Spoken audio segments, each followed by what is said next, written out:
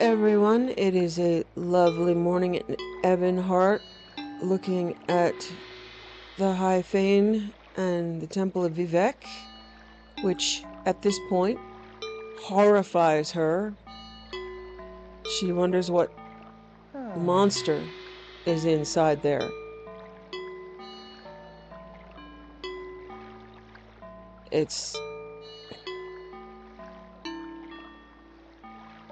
She can't even express how awful she feels, and the lesson of power comes again. The hypocrisy of power is overwhelming to her right now. And the prisoners that are in that meteor that she found so beautiful. She gets a fleeting interest in just having the magic release and crash into there and save her some trouble. From what she read and what she heard, she feels it's very important to continue with Milo's information from the Dissident Priests. So I need to speak to two people at the docks here.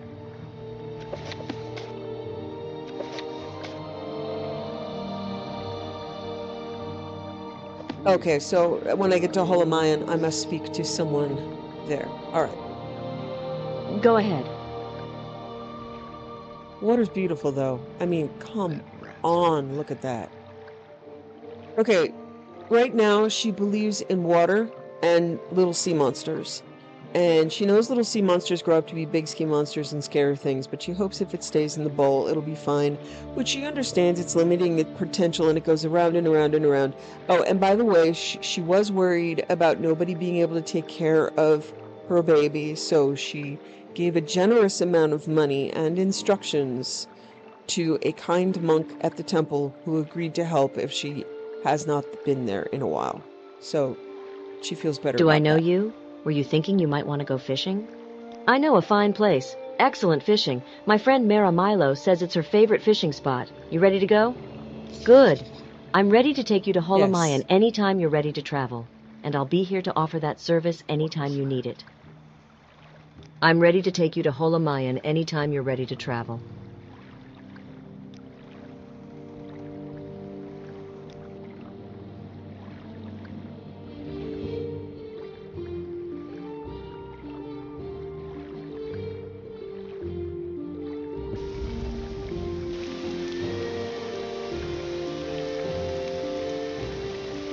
Yes, Outlander, what do you want? I'm Vibrana Aryan, a monk of Holomayan. The monastery is here, on this island. Take the stone pathway north from the docks and the path uphill. The entrance is hidden by a magical shield. Wait or rest at the head of the path, and the portal will open at dusk and dawn only, the magical twilight hours sacred to Azure. Milo has told us of your coming. You can find her in the library with Master Borelli. Later, I can arrange for your return to Vivec whenever you are ready.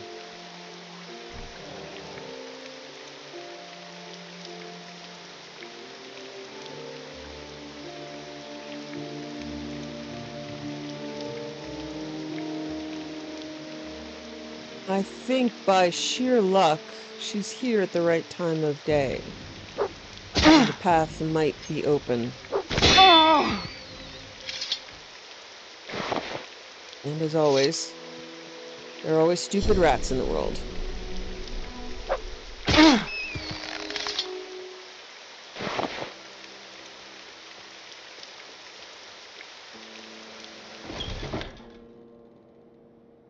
Yeah, I got there at exactly the right time on Sundays for sun's dusk. Seems like an omen, but she is incredibly leery of the beauty. Look, there's a big rock.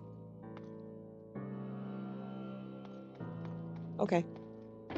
Incredibly leery of power and beauty at this point. And that includes her own, but of course she needs it.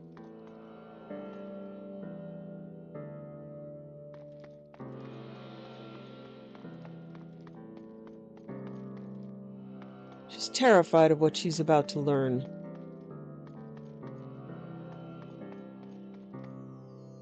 Vivec eats children, which is why we never see any.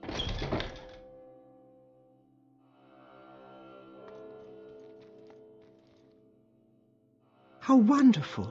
Welcome, Outlander. Yes, Outlander. How can I help you? So long as the Ordinators, buoyant armigers, and tribunal could contain the blight and Dagoth-Ur's creatures within the ghost fence, faith in the temple's protective power was strong. But now travelers and settlements suffer from blight storms and marauding monsters, and the people fear the temple is losing its ages-old battle with the devil Dagoth-Ur. A significant part of the temple hierarchy might be more inclined to accept and tolerate differences of opinion in dogma, but other parts of the temple, in particular the Ordinators under Beryl Sala, claim that the threat from Red Mountain and Dagoth-Ur can only be resisted with a unified, resolute faith. I have reviewed the Apocrypha and have found 2 passages of particular interest. We've made copies of these passages to give you. Many are familiar with the 2 Nerevarine prophecies current among the Ashlanders called the Stranger and the 7 Vision. We have 2 other prophecies, the Lost Prophecy and the 7 Curses, that may offer additional insights into the riddles surrounding the coming of the Incarnate. Perhaps these are the lost prophecies that your friend Nibani Misa told you about. We have also prepared a document for you called Kagranak's Tools. This document will explain to you, and to others, the terrible secret that the temple conceals about the true history of the tribunal and the corrupt nature of their divine powers. It is to conceal this secret that the temple persecutes the Nerevarine and the Dissident Priests. This persecution must stop. We must be united against the true enemy, Dagoth-Ur. And if you are the Nerevarine, you must lead us against him. The Hieroglypha are the collected priestly writings of the temple. The Apocrypha are the hidden writings, secrets known only at the highest levels of priesthood and inquisition. Defying the temple, we have gathered as much of the Apocrypha as we can here in Holomean. One of the chief disputes between the temple and the Dissident Priests is that the temple hides the truth from its followers. We have given you copies of Kagranak's Tools, the Lost Prophecy, and the 7 Curses. From what you tell me, you may now have the lost prophecies the wise woman Nibani Misa asked you to seek. Perhaps you should share your new knowledge with her. Mera Milo has run terrible risks remaining at the Hall of Wisdom and Truth, and we are grateful that you have rescued her from the Ministry of Truth. By the way, here are a few books from our library you might find of interest. Each gives a very different impression of Nerevar.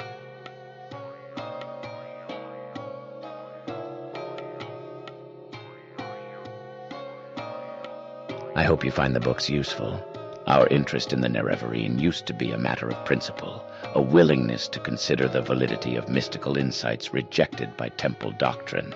Now, Dagoth-Ur grows stronger while the tribunal grows weaker, and the return of Saint Nerevar, even if only reborn in spirit, may be our best prospect of salvation. This is a new threat, and not yet widely recognized as another face of the devil Dagoth-Ur.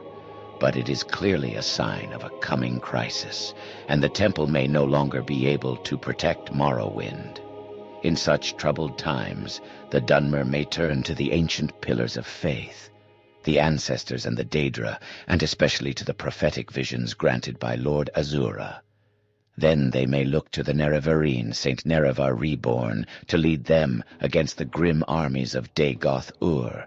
From 7th sign of 11th generation, neither hound nor guar, nor seed nor harrow, but dragon-born and far star-marked, outlander incarnate beneath Red Mountain, blessed guest counters 7 curses, star-blessed hand wields thrice-cursed blade, to reap the harvest of the unmourned house. I've annotated your copy of the Lost Prophecy with our best efforts at interpretation, but a rough summary might be: an outlander, foreign-born but welcomed as a guest, confronts 7 curses beneath Red Mountain. His hand, blessed by Azura, uses a cursed blade to bring justice to House Dagoth or House Dwemer or both. The Nerevarine, an outlander? That wouldn't please many Ashlanders, and may explain how the prophecy got lost. The 7 curses reads as follows. through the doors of the unmourned house, where scoffers scoff and schemers scheme. From the halls of the oath-breaking house ring 7 curses of God's blaspheme. First curse, curse of fire. Second curse, curse of ash. Third curse, curse of flesh. Fourth curse, curse of ghosts. Fifth curse, curse of seed. Sixth curse, curse of despair. Seventh curse, curse of dreams. Your copy of the 7 curses bears our guesses at interpreting the verses. In short form, 7 curses come from House Dagoth or House Dwemer or both. Fire and ash come from Red Mountain. Flesh is Corpus. Ghosts, seed, and despair are unclear, but Curse of Dreams seems to refer to recent cases of soul sickness and sleeper attacks in the towns. Vevrana Arion, a monk at the docks outside, can arrange for travel back to Vivec. You can only enter or leave Holomean at dusk and dawn. The entrance is sealed at all other hours. But please make yourself comfortable here. Rest in our beds and make good use of our services. You may read our books, but don't take them. Do not abuse our hospitality. Do not take personal items or alchemical apparatus or ingredients or other private property.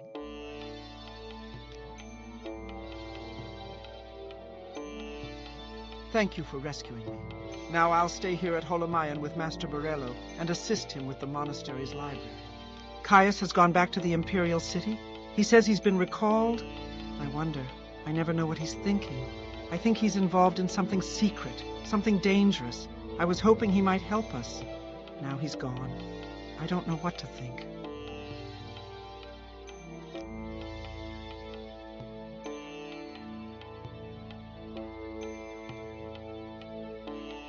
She is going to take this moment for study and reflection, access to a library. She's surprised to see she's read most of these books.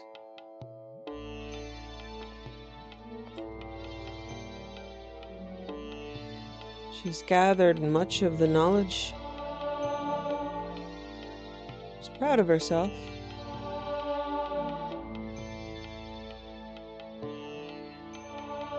Okay. Sermon 31 is here. She's going to read it, although it horrifies her.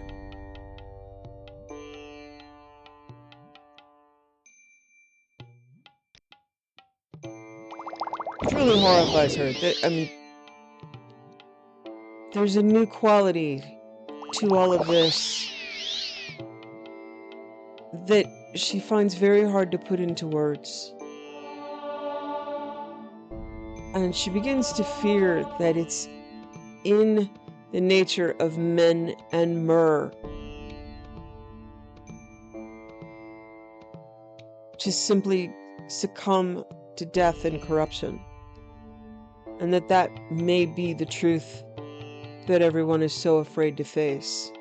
Vivec and Dagoth are only symptoms of that, and she's horrified at her own progression down that path. Armed in magic and carrying weapons of the Daedra.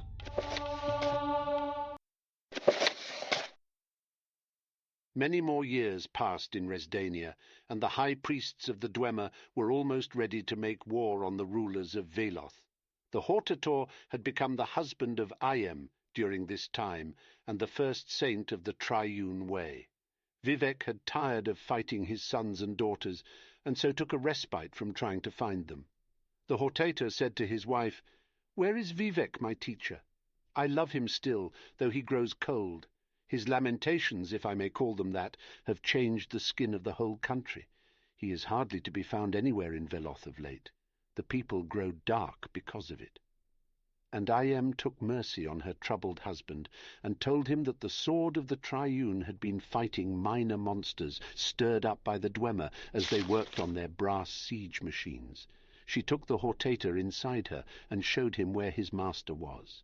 Almsivi, or at least that aspect that chose to be Vivec, sat in the litany hall of the false-thinking temple after his battle with the flute and pipe ogres of the West Gash.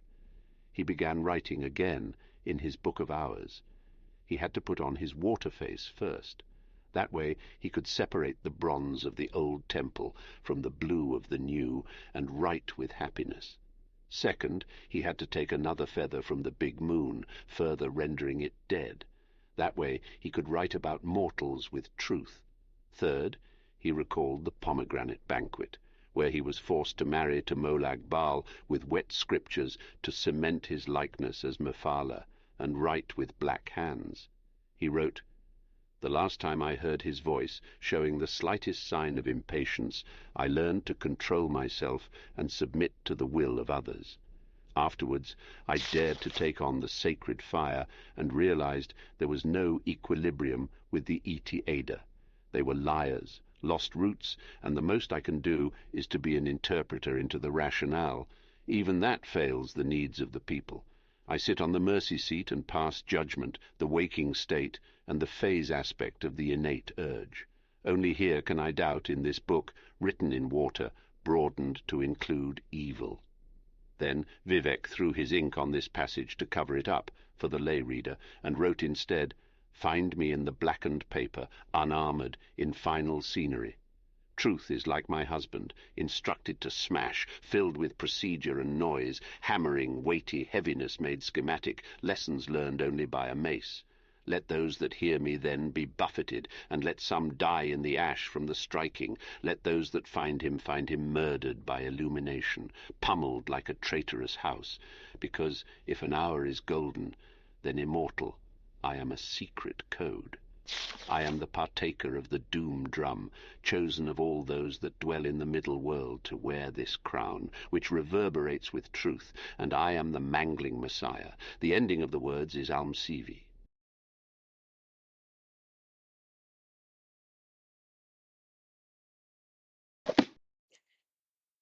And this is horrifying. Again, it doesn't get any better. Part of her thinks maybe she just doesn't know the code. Maybe this is written in some sort of code. The intellectual, knowledge-seeking, wisdom-seeking, serenity-seeking, peace-seeking part of her desperately wants for that to be true. But she knows it isn't. This isn't code. This is insanity. And I am is Almalexia. Almalexia was married to Nerevar and then became the consort to Vivec, and she's supposed to be the Nerevarine reborn. She wants absolutely nothing to do with this. She might have to tell people that she believes she is in order to gain access to the power and information, but she knows. And again, by sheer intuition and gender, she knows Oh, please, she God. was not this person. She could not be this person. Then Vivec left the litany hall of the false-thinking temple, where he had brooded for so long, creating the scripture of the pounding light, and went back to the space that was not a space.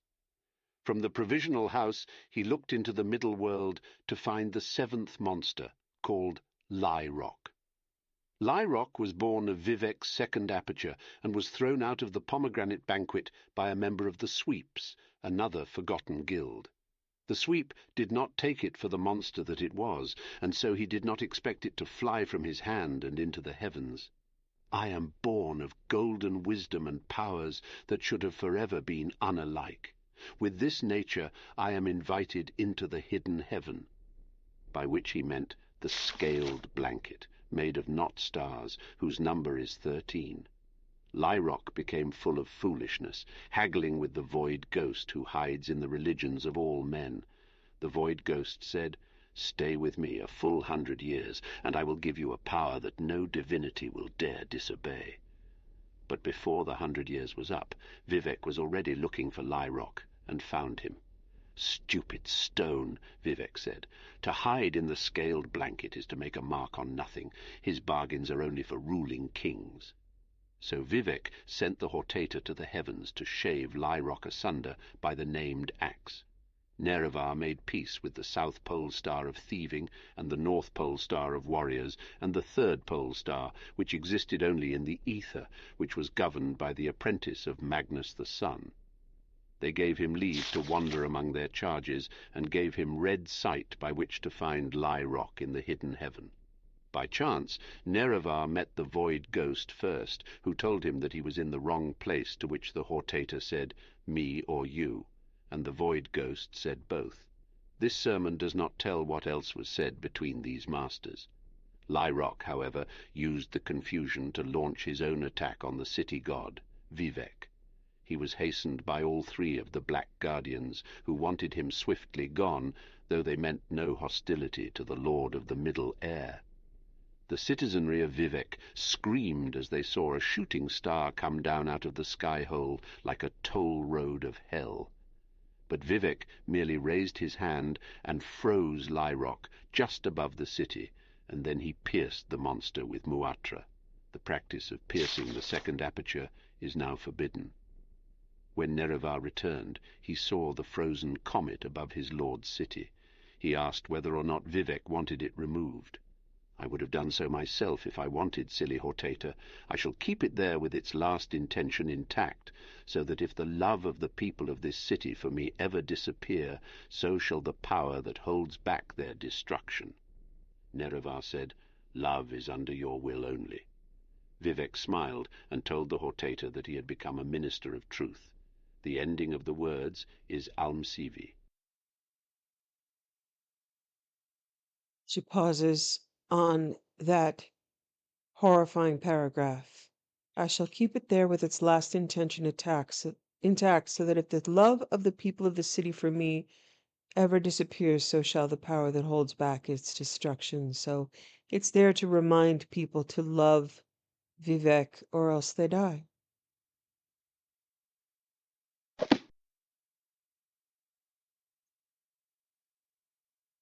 That is not code.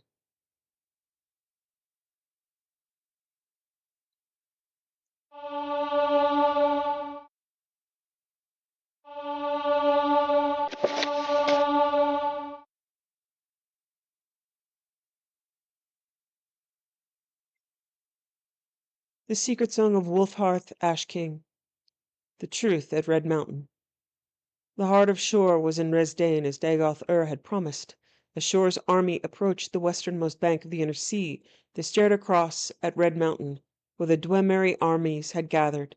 News from the scouts reported that the Chimeri forces had just left Narcissus, and that they were taking their time joining their cousins against the Nords. Dagoth said that the tribunal had betrayed their king's trust. They sent Dagoth to Lorkhan, for that is what they called Shor and Resdain, so that the god might wreak vengeance on the dwarves for their hubris, that Nerevar's peace with the Dwemer would be the ruin of the Velothi way. This was the reason for the slow muster, Dagoth said. The armies grow. And Lorkhan, for that is what they called Shor and Resdain, said, I do not wreak vengeance on the dwarves for the reasons that the tribunal might believe I do. Nevertheless, it is true that they will die by my hand, and any whoever shall side with them. This Nerevar is the son of Boethia, one of the strongest Padomaics. He is a hero to his people despite his tribunal, and he shall muster enough that this battle will be harder going still. We will need more than what we have.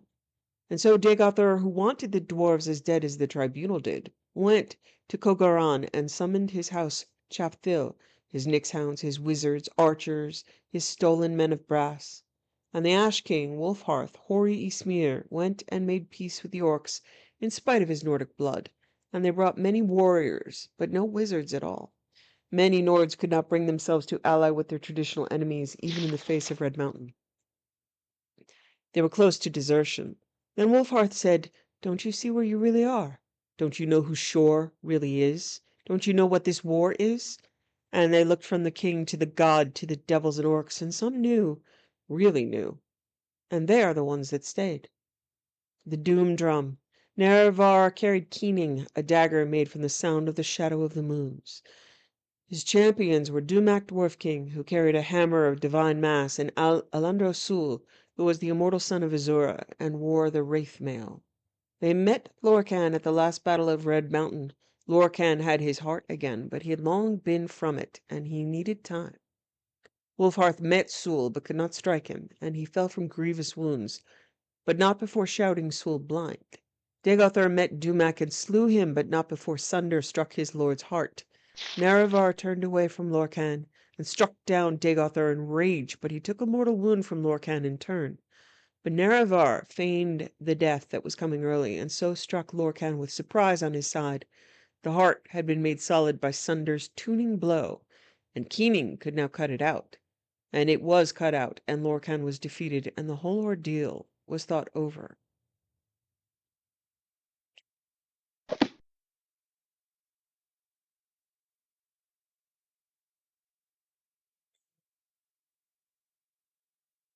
She really wishes there were a code that had been studied by and broken by the priests, but this is just all crazy.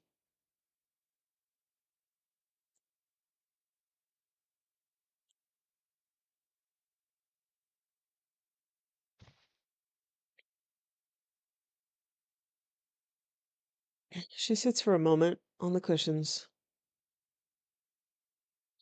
considers her motives,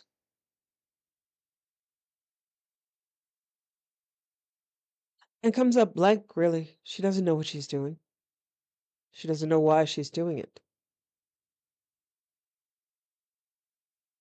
The truth, she began going after power. And the only thing she can really hold on to is Leroy being alive in his ancestor's tomb safely, a cat sitting on a shelf safely, drinking some cream, and a little baby sea monster, adorable because it's held inside glass where it can be seen.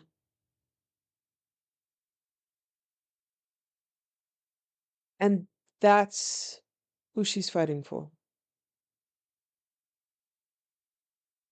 And the sunrise over the water. People should be able to appreciate the beauty of a sea of grass and sunrise over the water. And it's not about gaining power, it is about gaining knowledge. And as she knew in the beginning, the truth can be horrific. And she needs to be strong enough to face it. If I worked out, I'd look that way too. Dude, I mean, come on. Ugh. All right. Anyway, that is human nature. Intrusive, inappropriate envy. The nature of men and myrrh. Okay, she's going to sit in this corner humbly on the cushions the way she did. She's not going to pretend to be anything more important than an Ashlander woman who tended the fire, who at this point seems the most admirable thing that has ever existed.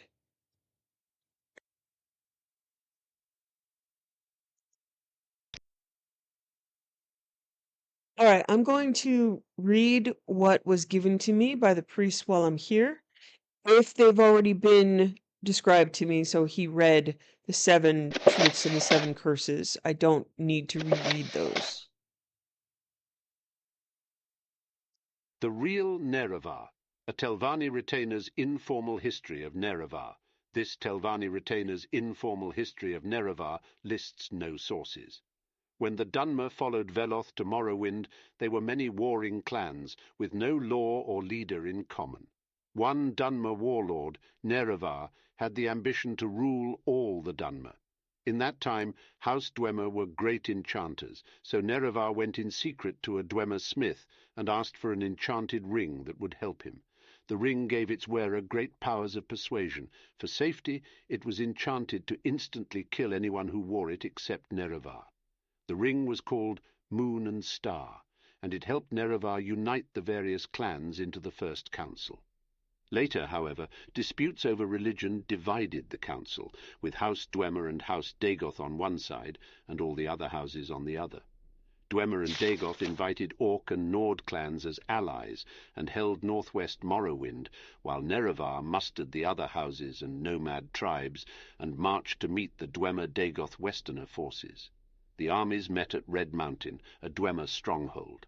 The Dwemer were defeated with great slaughter, and terrible sorceries were used, resulting in the utter extermination of House Dwemer, House Dagoth, and their allies. Nerevar was killed in the battle, and his ring lost, but Nerevar's alliance survives in Morrowind's ruling political institution, the Grand Council.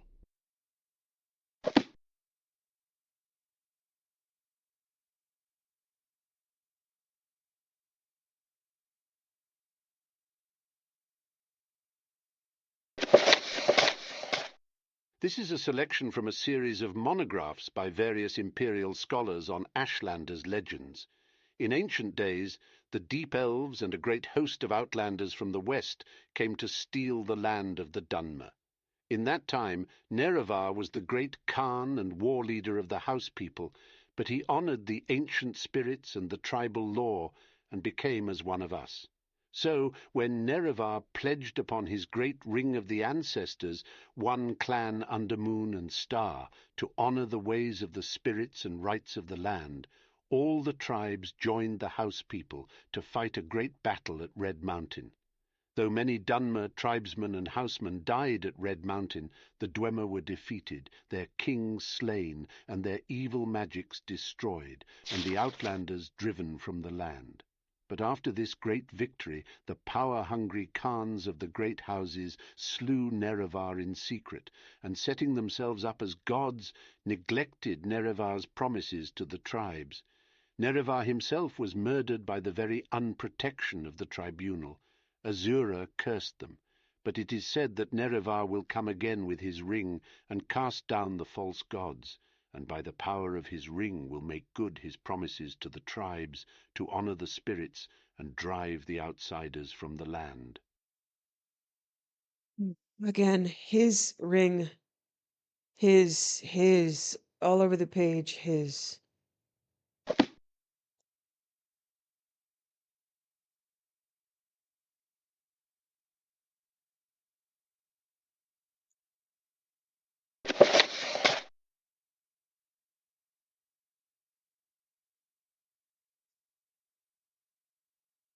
Saint Nerevar, from a short temple pamphlet for Western readers. Ages ago, Nerevar was the greatest Dunmer general, first counselor, and companion of Vivec, Amalexi, and Sothasil, who, with the power of the great ring of the ancestors, one clan under moon and star, united the Dunmer houses to confront the evil Dwemer, the treacherous House Dagoth, and their western allies at Red Mountain. By Providence, the faithless Dwemer were utterly destroyed and their allies defeated, but Nerevar, mortally wounded in combat with the traitor Dagoth was driven from the Red Mountain. Nerevar died not long after his wounds, but he lived to see the birth of the temple and to bless the unity of the Dunmer into the safekeeping of Almsivi, the temple, and all its communion of saints.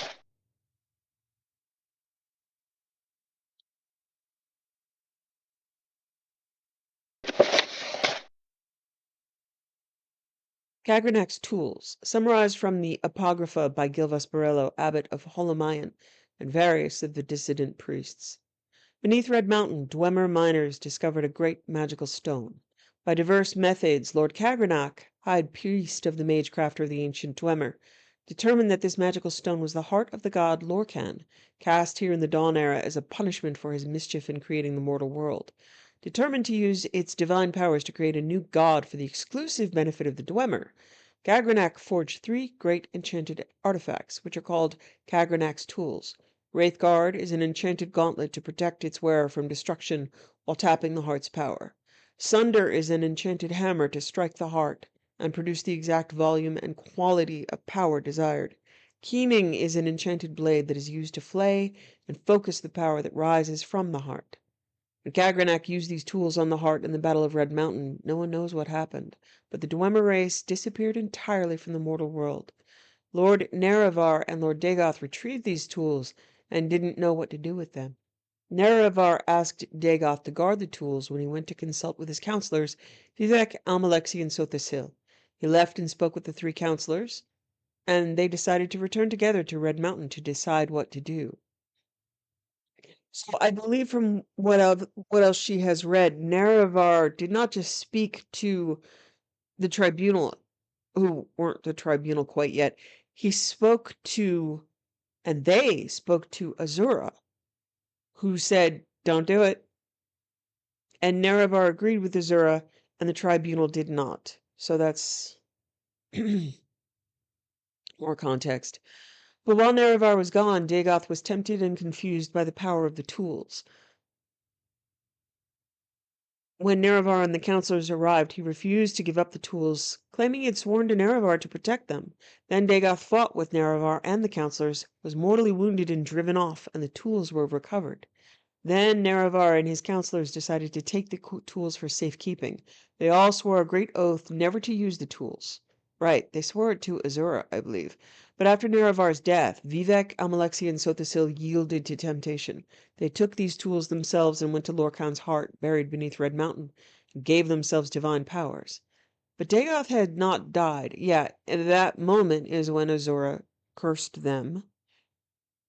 But Dagoth had not died. We don't know what happened, but this is what we believe. His experiments with Kagranak's tools had joined him to the heart's divine nature in some way, so that he learned to draw power directly from the heart.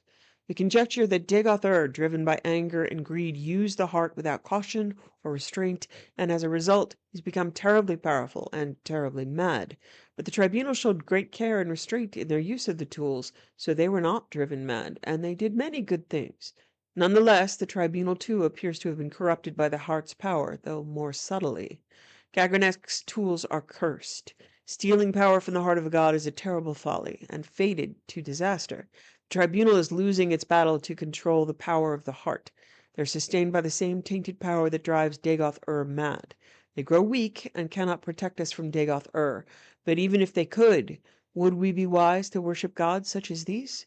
They conceal the truth from us out of shame. They persecute the Nerevarine and the dissident priests out of shame, and when they should be welcoming them and enlisting their aid against Dagoth The tribunal have done much good for Morrowind and the Dunmer, but they succumbed to the temptation of Kagranak's tools, and though these tools once may have seemed the instrument of salvation, now they must be seen as instruments of doom. Okay, finally some sense. That makes sense to her. So, 3 uses of Lorkhan's heart had 3 outcomes. The drummer, whatever happened to them, was due to the use of Lorkhan's heart. It may be that whoever uses them has to set an intent and a purpose for the power that they are to gain, but that power on its own is, well, too powerful. It has a will of its own. So whatever the dwarves intended with their intent, and the intent may have been to, shuffle off the mortal coil and become, immortal or ethereal. They may have gotten that. They may just have also been vaporized. Dagother wanted power and immortality, and he got it, but it is corrupted and twisted. And the tribunal wanted to aid the Dunmer. So they set the Dunmer that followed them. And it may not have been Azura at all that cursed them. We don't know. It might just be the results of them wanting to set the Dunmer up as distinct nation under them, and that it changed their appearance. So that was one of the most sensible things she has ever read, and she agrees with that. It is not, that is something that, yeah, okay. She finds some peace in reading specifically that. That is what she believes. She does not believe she is Nerevar reborn. Everything is his. She just fits the description. Okay.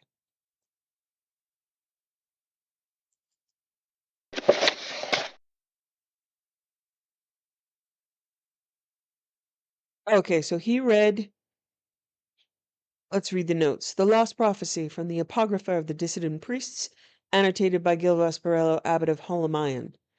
From 7th sign of 11th generation, neither hound nor gwar, nor seed nor harrow, but dragonborn and far star-marked. Outlander incarnate beneath Red Mountain. Blessed guest counters 7 curses. Star-blessed hand wields thrice cursed blade to reap the harvest of the unmourned house. Okay, so star-blessed has to be Azura. Thrice cursed is the tools of Kagrenac. Cursed, yeah. Cursed because it's been used 3 times. To reap the harvest of the unmourned house. Notes, lines 1 through 3. Of ancient family, but not of the 4 great Ashlander clans. Born under foreign stars and the sign of the dragon, the imperial sign. Lines 4 through 5. Outlander incarnate appears as a formal epithet, stressing the linkage between the words. The Outlander incarnate is a blessed guest, one not born of the tribes, but accepted as a guest with rights of hearth and hospitality. Under Red Mountain, he, circle he, will confront and balance against 7 curses. See the 7 curses prophecy. Also, Dagothar is served by his 7 kin, once great wizard lords called ash vampires by the Ashlanders. Okay, 7 kin. That's a lot. So, in a weird way, this erasure of her gender, she finds to be bracing. Nobody has noticed that everything says he, and she is disqualified. And she's so used to women being erased, and so is everybody else, that she finds it laughable that it's so obvious and she can't mention it because nobody cares about the gender issue at all. It's invisible. It's like an emperor's new clothes moment. It's this is a naked prophecy.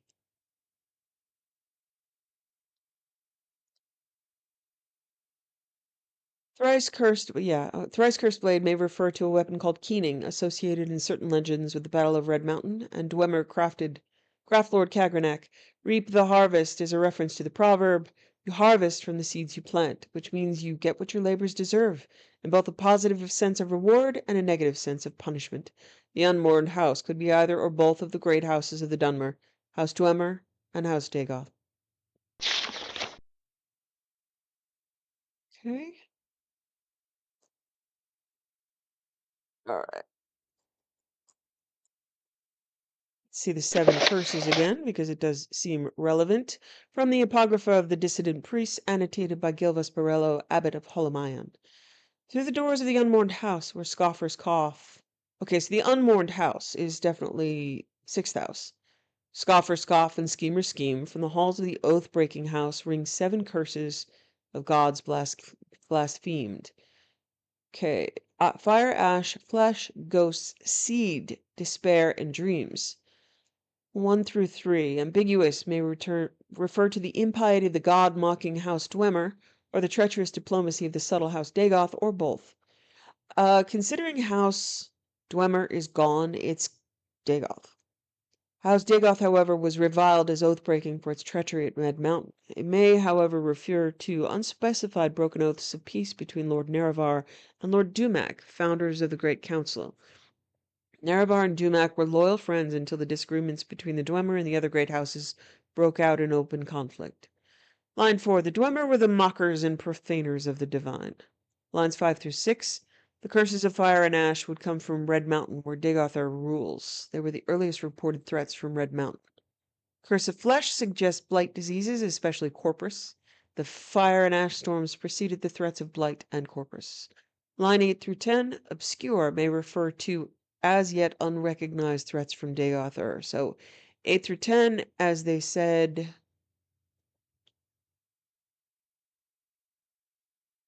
ghost, seed, and despair, they don't know. So she has certainly seen the other ones. Line 11. Recent reports of soul sickness and disturbed dreams come from townsfolk and Ashlanders alike. That the 7th and final curse has begun suggests the threat presented is about to reach a crisis. But that's a large chunk of a prophecy to be completely unknown. 3 out of 7. Again, naked prophecy.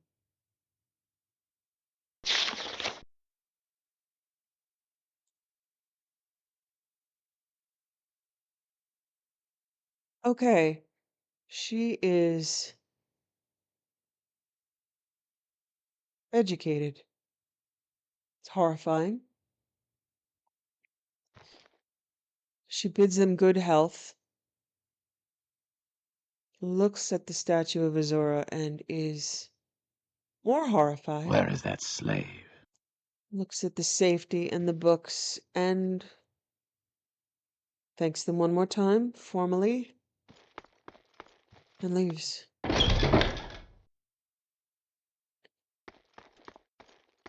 It's late. She's been worn out by study.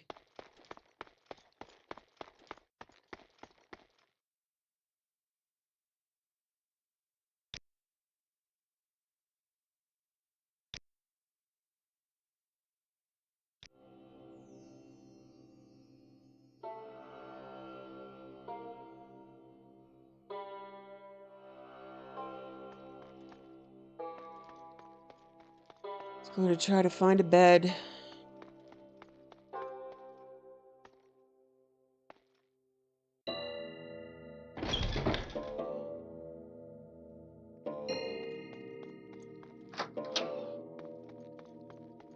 Is there something you need?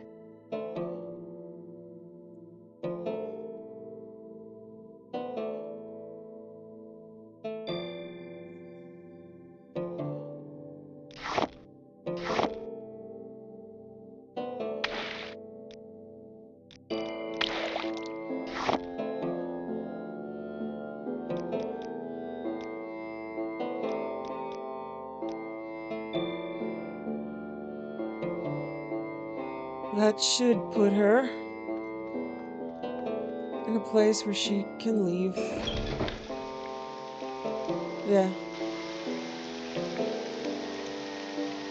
Rainy day. That's...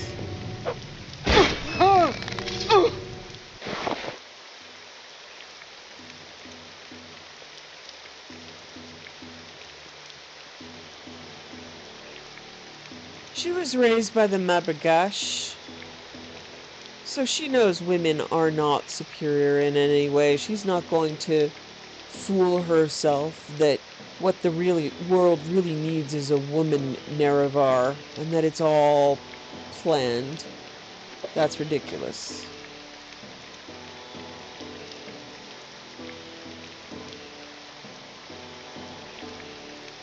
Okay, so weirdly, the main quest has not updated, so again, I could lose the thread here. I imagine I need to return these to the wise woman of the Ahamusa camp. There's no marker.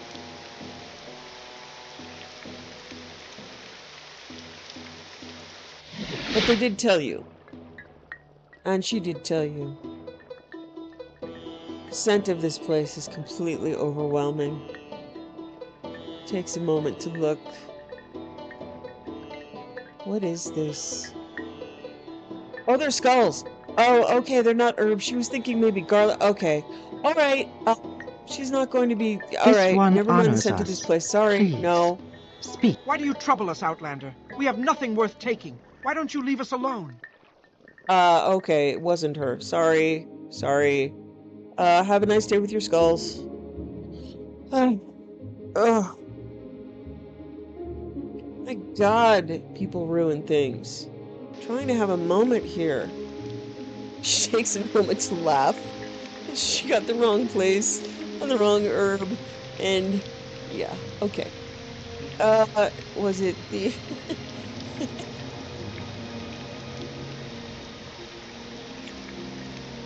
Okay, it's the Ursulaku.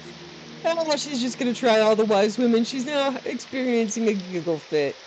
Okay. Oh. Well then. This one honors us. Please, speak. Go ahead. Do you have questions about the Nerevarine prophecies, or other questions to ask me? Or do you bring me news of the lost prophecies? You have these lost prophecies? You will tell me these things over and over until I have them by heart. And then you will tell me what these priests say, what they see in these words. And then you must leave me. Hunt, sleep, train, feed, learn the land. I must bring these things into me and place them before my ancestors and listen to them and to the skies and stars of my dreams. And then, when the moons have come and gone, return, and I will give you my judgment.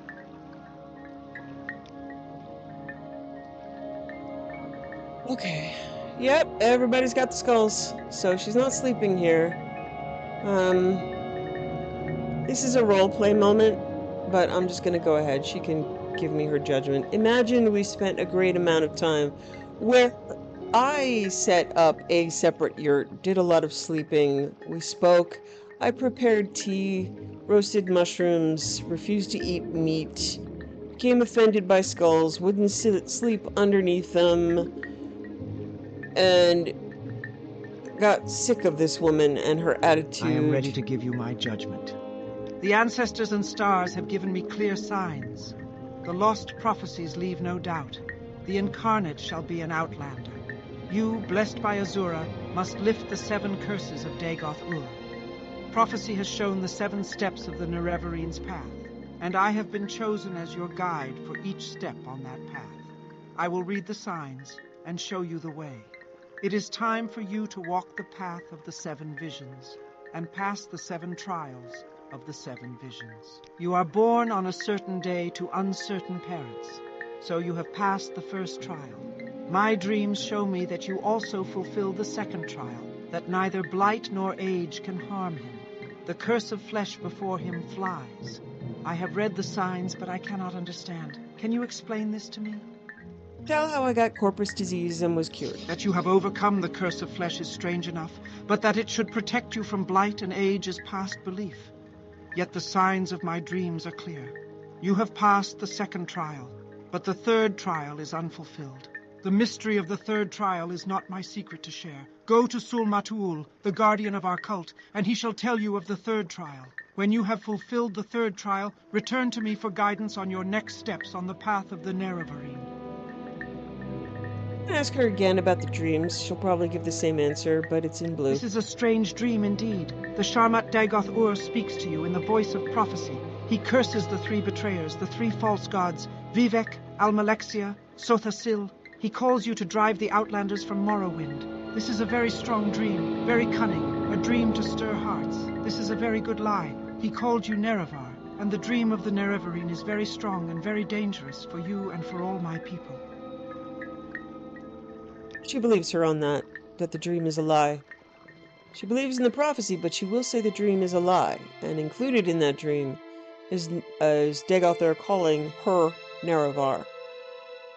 She can't bring up the obvious flaws in the prophecy, the vagueness of the prophecy. 3 blessings, Sarah. Nobody will listen. She knows this inherently from I'm very happy all the time to she make was your ignored acquaintance. as a child, when she brings up things that people do not wish to hear.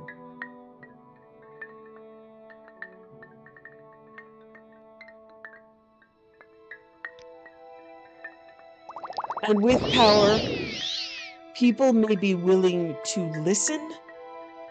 They may have to listen. But that does not mean they will agree or have the strength of spirit to follow or abide. According to a person's nature is how they will act. And the more powerful you are, you become prone to more obsequiousness and plotting in their nature. That's never going to change. You're never going to be powerful enough to change the nature of men in Mer. I'm very happy to make your... You wish to know about the 3rd trial, and I shall tell you. You have entered the path of the Nerevarine. This is a hard thing to believe, but Nibani Maisa has spoken to me at length of this, and I have had time to consider. Therefore I shall keep my own counsel and set before you my own test. I do not dispute with the wise women, but their ways are not the ways of the warrior. Many before have tried the path of the Nerevarine, but all have failed the warrior's test. You must have strength, courage, and cunning. These things I would test.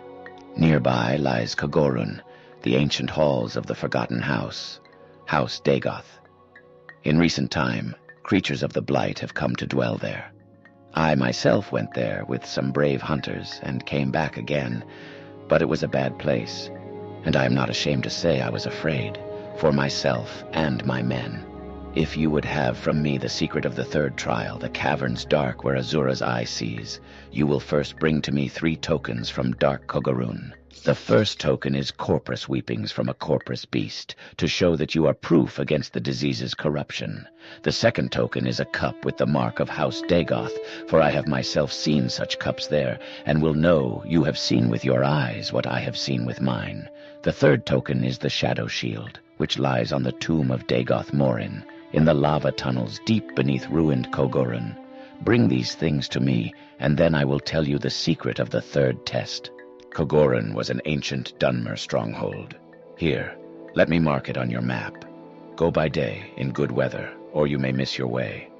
Follow the coast east from Urshilaku camp to the ruined Dunmer stronghold called Valenvarion. Then turn southeast. You'll see Ebernanit, a ruined Daedric shrine. Continue south from Ebernanit to Kogorun, a great table of stone with many ruined buildings. There are many rooms. The passages are old and deep. Beneath are caves with pools of fire. It is a bad place. Go prepared.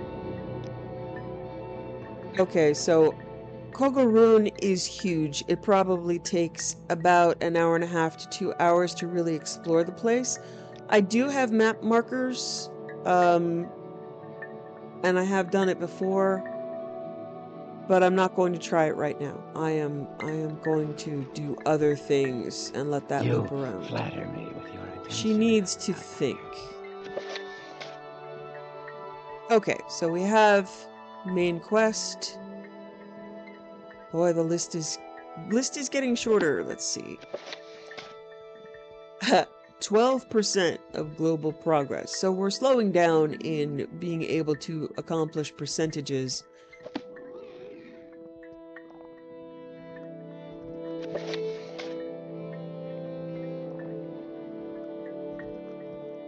Okay, Mages Guild interview with the vampire.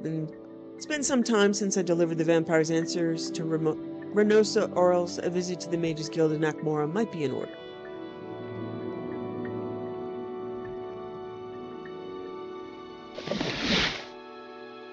I, as a player, and she, as a character, are losing interest in much of the fetch and carry that is happening in overseas places. She doesn't see that Welcome, it is the day is yours. as What shall we urgent talk or about? important, so she's falling away from the completionist intent, and I may just find myself focusing more on the main base game. I'll still bring things around, but I'm not going to actively seek out more of the quests. As a player, I'm disappointed with it's just random tasks. There's no real story. There's no unifying theme. There's no unifying quest. I'm just doing random tasks. Some of them are interesting, but it's not really contributing to the lore. It's a lot of busy work. You seem to be fitting in well, Outlander. How about a spell or two? I've been expecting you. I've attempted to improve on the enchanted amulet, and my experiments have been somewhat successful. Here's a revamped version, if you will. I've laced the original pattern with an experimental enchantment that aims for power in obscurity. As an inevitable consequence, its effects under sunlight are quite dangerous, too dangerous to make such an item publicly available. But I thought you might have a use for it. Do take all appropriate precautions when manipulating this. I don't want to find you in a pit of ashes. Mock Blood Amulet. You want to speak with me about advancement? Okay, so... Am I ready for the next rank, Archmage? I have no more duties, and if I had any, I'm not sure I would trust you with them. Okay. So let's check out the mock. Moth Blood Amulet. Resist normal weapons 25 to 35% for 60 seconds. Resist paralysis 15% for 60 seconds. Weakness to fire 25% for 60 seconds. Sun damage 5 points for 60 seconds. Fortify speed. Okay, so we're not going to be using that. So there's quite a bit of base game content still left to do. We've still got to do Soul's Time. We haven't even begun Tribunal, which we won't begin until after the main quest is done. So there's a lot still to be done, but she's gonna be saying no to more things as we go along, because the main quest, seems to be the most important, and the trivial petty stuff is seriously getting on her nerves. Sergio Athen Serethi believes there are smugglers off the coast of Shurenbal, just southwest down the coast from Narmak. I must find and kill the leaders of the smugglers, Darida, Helni, and Elgin. Okay. Okay, we don't have a map, but it says just down the coast from Narmak. We can find that.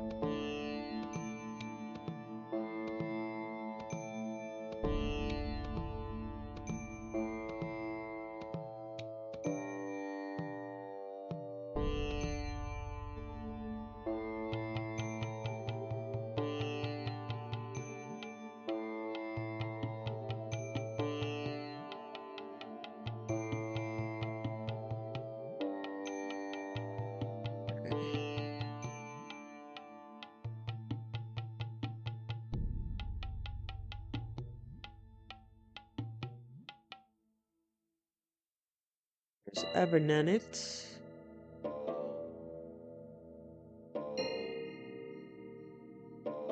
Which has a book about it.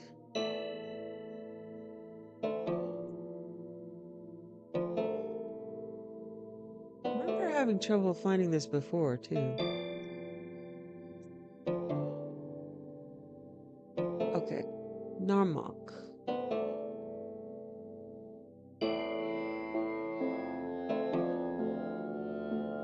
There it is. Shurenbal. Okay, so we'll go south from there.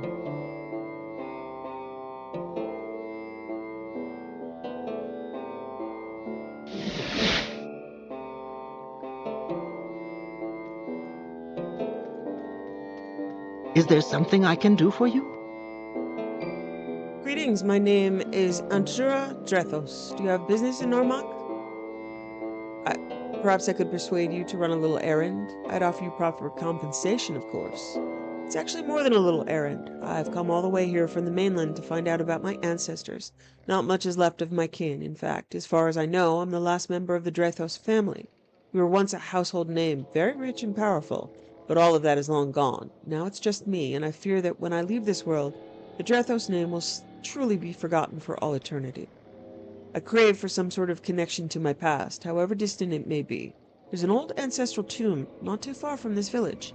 My ancestors built it long ago. I wish to find out who is buried there, and I wish to find out about their story. However, the locals tell me this particular tomb is completely overgrown with vegetation, and thus very difficult and dangerous to traverse, and the undead roaming the ancient halls make entering the tomb even more perilous. I'm not skilled in anything else that would help me conquer these ancient depths, but looking at you, I feel you might be up to the task. Perhaps you could enter my tomb and uncover its mysteries? I promise I will make it worth your while. I might not be as rich and powerful as my ancestors, but there are still a few resources left to me. What do you say? Count me in. Excellent. The Drethos ancestral tomb lies only a short way to the east of Narmak. It shouldn't be hard to find. Be careful when you go in there, and please bring back to me any clue to the past that you might find. Okay, so that's unvoiced, so that's likely a mod. Mushrooms. Mushrooms remain important.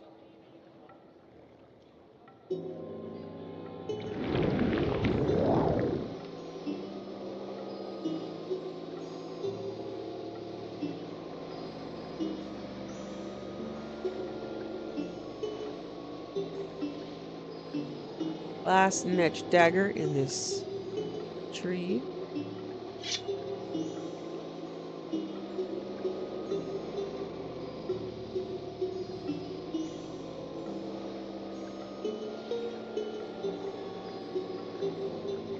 sad to see a netch corpse on just lying there. She hopes it wasn't diseased. Run or die! You'll be dead soon. Yeah? Are you sure? This is the end of you, Swift!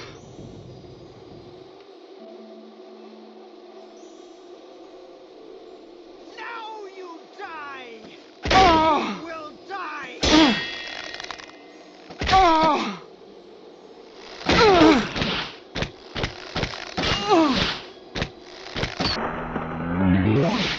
Surrender your life to me and I will end your pain!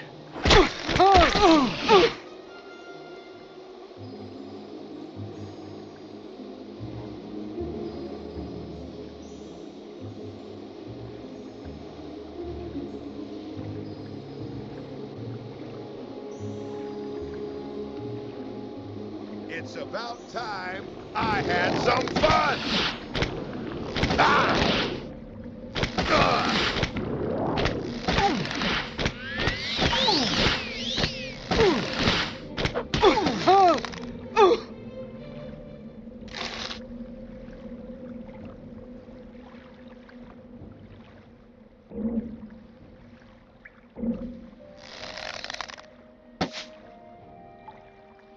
To inward.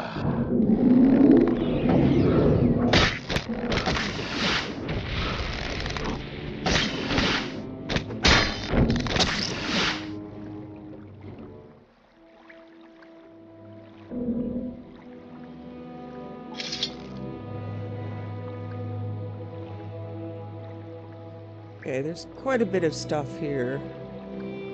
Check out the enchantment stuff to see if anything's really compelling. But at this point, she feels as though she has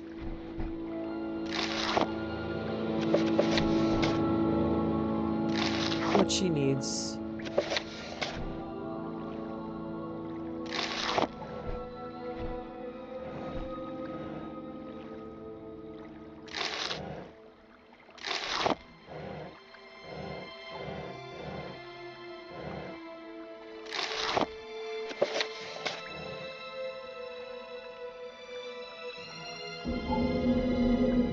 Another thing that separates her from Nerevar, she is not a leader of armies, and she would never agree to be. She feels as though that would be frustratingly like herding cats. She has no ambitions of wanting to lead groups of people and have them fawn over her. She's had enough of fawning and lying, but she does believe in clean water. And the blight storms will stop that from being real.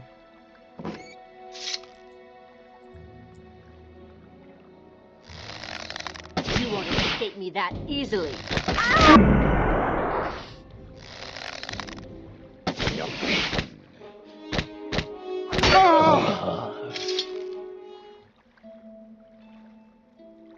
Unnamed book. Okay.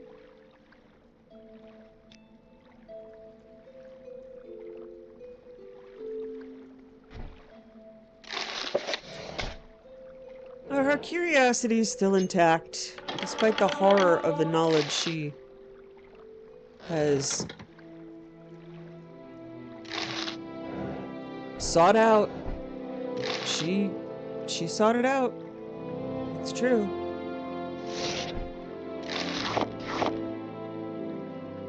But she would rather know than not know. And she hopes to learn from it. She desperately does not want to become... Ooh, light ebony boots. Wow, light ebony. Who knew such a thing existed?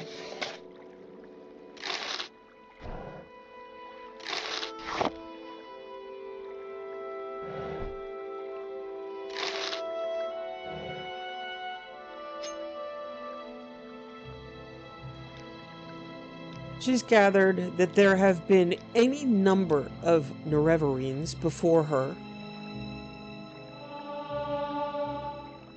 Let's see what unnamed book is.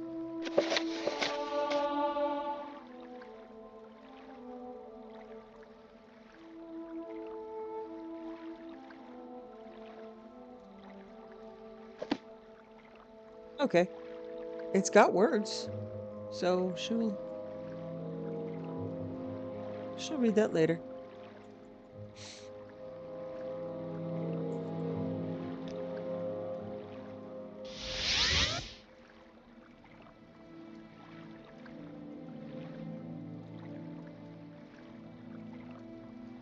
Okay.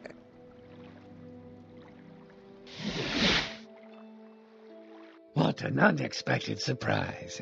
Please go ahead, Outlander. Any word on the smugglers in Shurenbal? So the leaders of Shurenbal are dead. Good. They shall trouble House Redoran no longer.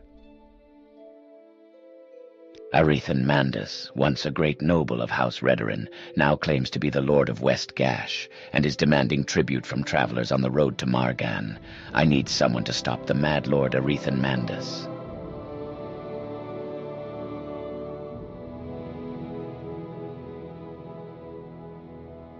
Okay.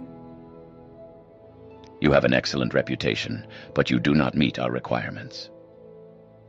Congratulations, you have earned the rank of House Cousin in House Redoran. This is House Brother. Okay, so I have finally advanced. And they're still not saying anything about... Alright. Arethan Mandus, once a great noble of House Redoran, now claims to be the Lord of West Gash, so and is that took demanding about tribute from 5 travelers on the road days to and Margan. I need someone to stop 200k the of Mad training. Lord Arethan Mandus. I'm sure it was totally worth it. Mages Guild and stay out. Arben Carolus requested that I complete an informal duty for him personally. I'm going to do my best to put a good word in for him with Kalmianwi while we go about our duties together.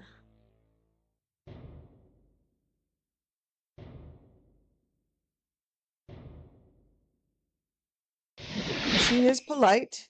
It's not a stretch, but she's not going to kiss How do this you woman's do? ass. Maybe talk?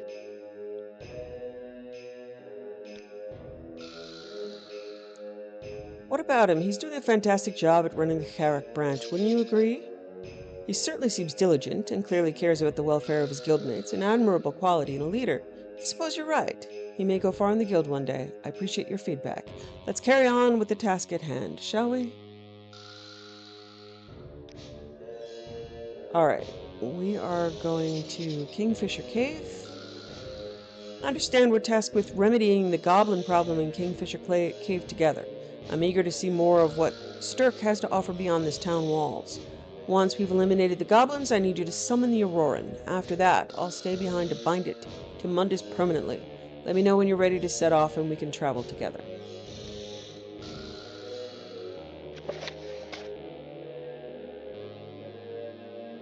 I believe we've been to Kingfisher Cave. I think that's where we went to get the adamantium ore. Yep. So we can port directly there. I doubt it stayed cleared out. Alright. Mushrooms. Mushrooms? Mushrooms.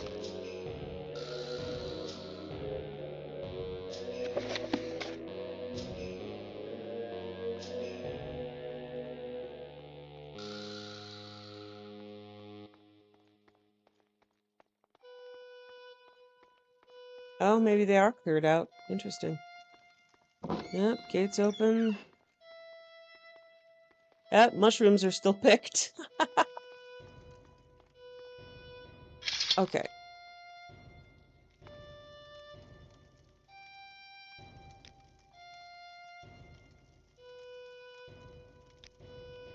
Okay, I'm just gonna run through here, see what we need to do and where we need to do it.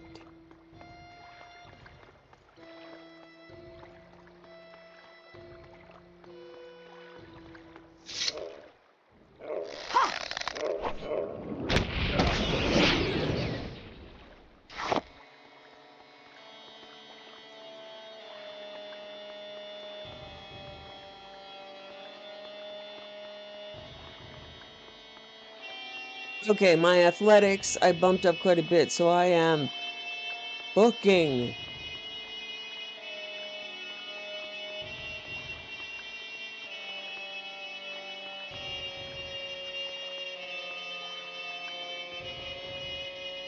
I believe the sound effect here is meow.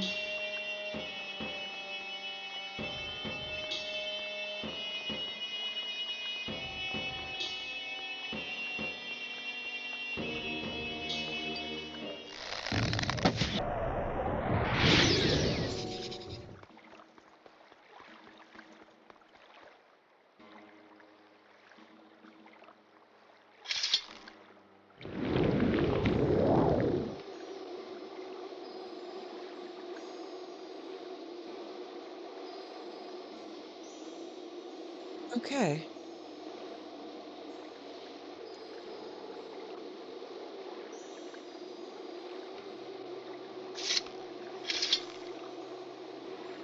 Well, now where did she go?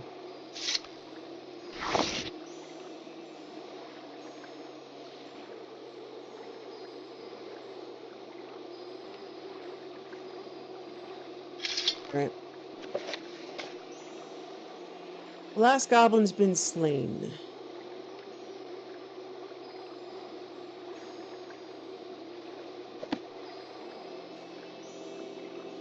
Alright, now I have to find her. Alright, I was supposed to do something, the Auroran something? Is she back at the beginning here? She said she was going to stay behind. Alright, I'm going to try zoning out and zoning back in, see if she shows up where I am.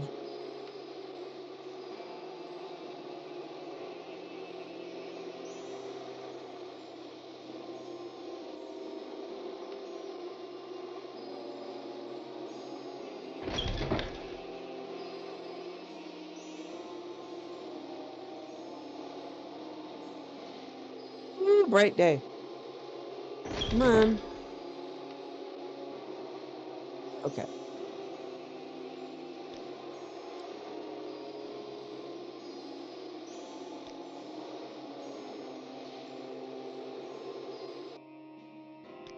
Okay.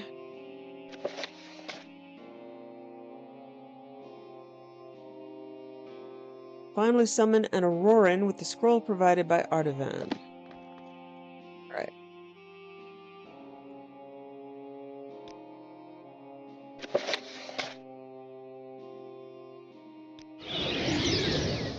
Ooh, look at you.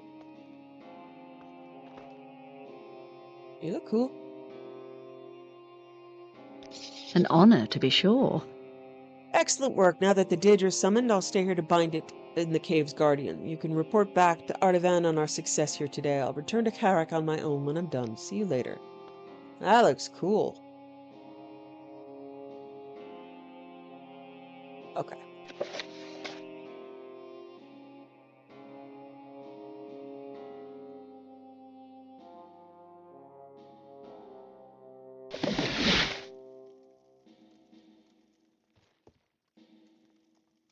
Oh, not again.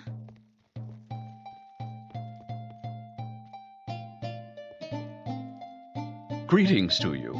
A pleasure to meet you. Now, where did I put that? So you and Kalmanwe managed to clear out those goblins and bind the Daedra Guardian? Not only that, but you also had a little talk with her that we asked you about. Great work. As I said, I owe you one. For now, perhaps this soul gem will suffice as a token of my appreciation. I'm officially a conjurer. Study and perform my duties. One of your guildmates divides to iron, hasn't reported back in quite some time. I need someone to find him and ensure he's safe. He hasn't reported in for quite some time. While he has a tendency to disappear for days or even weeks at a time, this has by far been the longest he hasn't checked in. I'm starting to worry. I want you to find him and make sure he's not placed himself in harm's way. He intended to conduct some field work far to the northeast. There's a lighthouse on the side of McCoy. Inquire there first and take these supplies. They're bound to make things easier. Wow, I don't like that music either. I would like to leave here. Bounty, Lovey the Gut. There's an outstanding bounty in Dragonstar for Lovey the Gut, who's wanted alive by Commander Veros. He's currently thought to be in the Dragonstar arena. Okay, yeah, Dragonstar is really not my jam as far as quests go. It's all brutal, no sense of humor, no fun. Okay, so we're gonna, load up Calm. And hope he doesn't kill himself.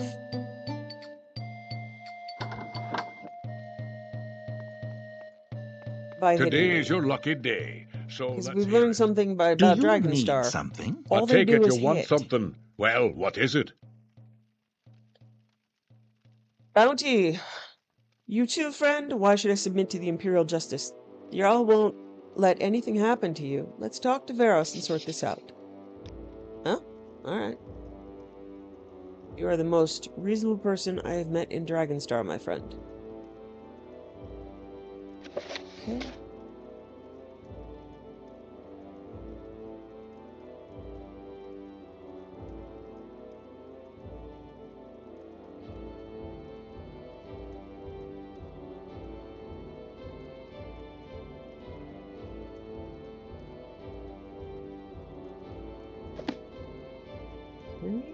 For some reason, it won't let me go to Taurus Hall.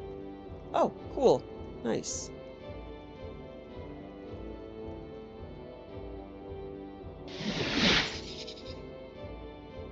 Well, here's I a can't fine one. imagine doing Speak this freely. without all the stuff I've done, all the mods. It's really You crazy. seem like very good company. You got him? Alive? Fantastic work. Hopefully we can smooth this over with the Jarl. Alms for Morrow? Okay. Bounty, I have another one for you. We need you to escort Istara back here. Before I tell you any more, I need you to swear to your discretion in this matter. The specifics cannot reach the ears of either court in Dragonstar. Will you give me your word? Yeah, if I remember, sure. Very well, I swear on Talos' name. Istara is being held by the prince's soldiers in the Crown Guard barracks. She's accused of collaborating with the Not again. with the Sogar Dugata, which is actually an informant for the Imperial peacekeeping operation here in Dragonstar. We need her back here right away. Turok, the commander of the prison, has agreed to turn her over to our custody. I need you to travel to the Crown Guard prison, secure Izura's release with this transfer order, and escort her back to Taurus Hall. However, the Firehand has caught wind of this proposed transfer. I don't know whether to blame Turok's people or my own, and they'll no doubt be waiting to take some vengeance on a supposed Sogar plotter. If you can find some way to get Istara back here that doesn't go straight through the center of Dragonstar East, this whole thing will go a lot smoother. Hey, yeah, I've got a teleport, and I'm not afraid to use it.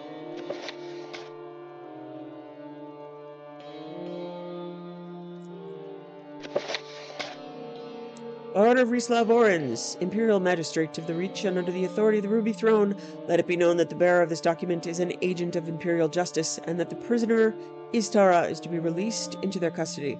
The Emperor requires that you assist Nandine in their duties. The Empire is law, the law is sacred.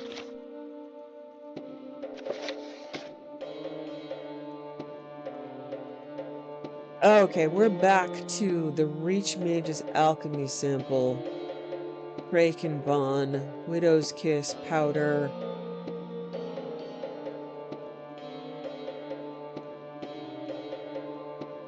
I'm gonna see if I can get it from Narcissus. Otherwise, I'm just sick of that quest. You seem hold to a be grudge. fitting I do in not well, like it. Outlander. How about a spell or two? I do not think it's going to get better. Okay, I have to break into here.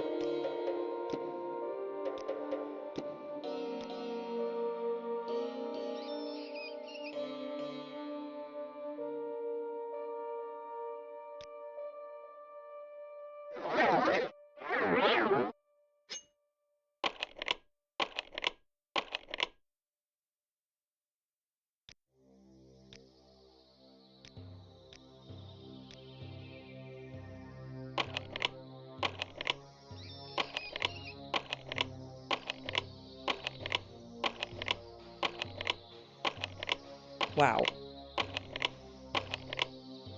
Well, the good news is I can You'll potentially... get more than you Oh. bargained for from me. Can you... Oh, I've been expelled. I don't want to be expelled.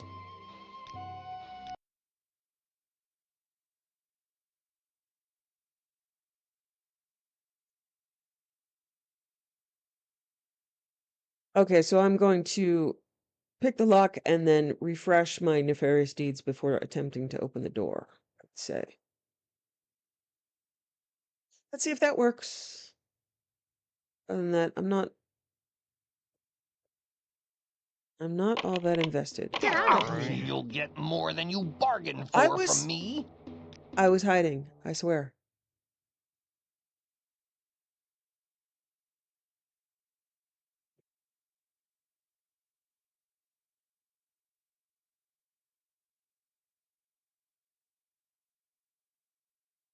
Need to make sure I don't have levitate up, but I don't think I do. I don't hear the horrific whine of it.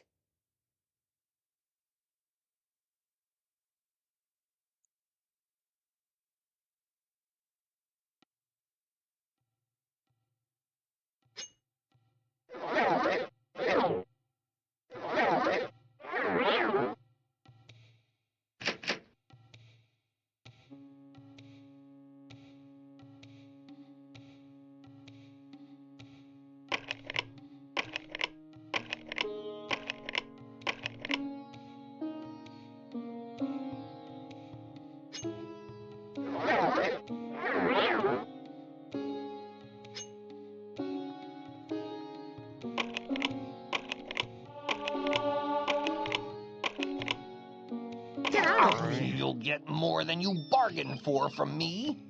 All right. It is possible.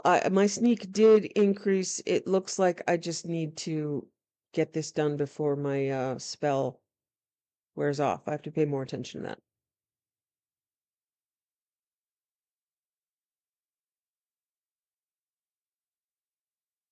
And in fact, I might use my... Let's use my power.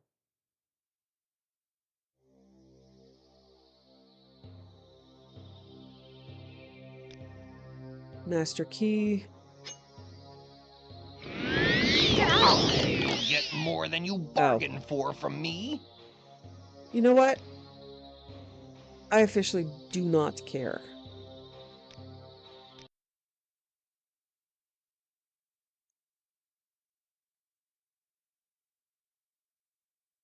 It did give me instructions of where to pick it, but it's not in the journal. Let me just double check. Maybe I can check topics.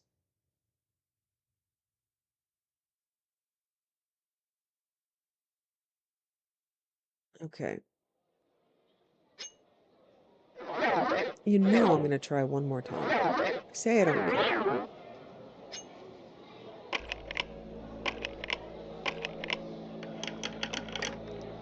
Okay. I managed to pick the lock, so I'm going to save now. Yeah, the trick was to not let my nefarious deed spell wear out.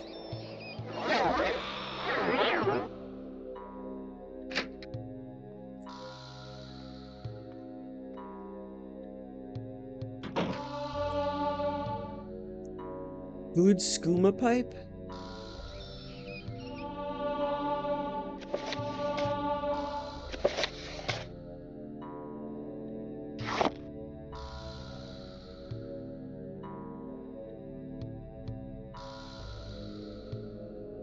Okay.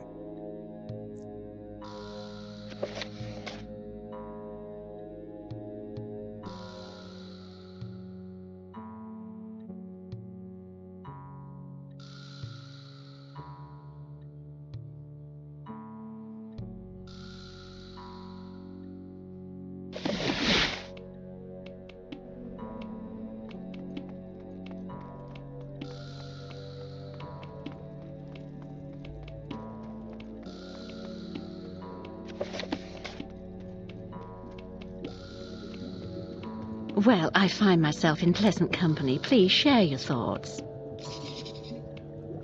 So many bones lie beneath our homeland, piled atop one another for thousands of years, that the Crickaban is still rare and precious. You've done well. Here's what Enoch requested.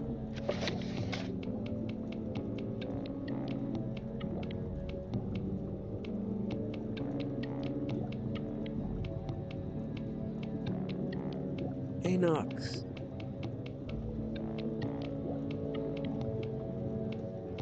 Okay.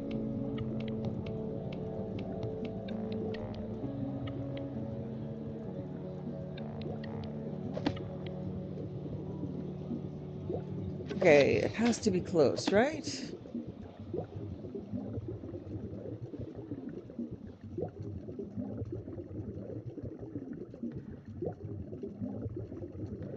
Nope, officially middle of nowhere. Let's see.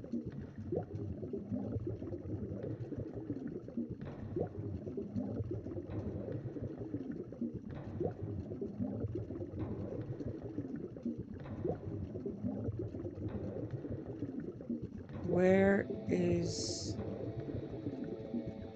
okay. Dragon Star. Okay, it isn't marked, but it's in Heimtir.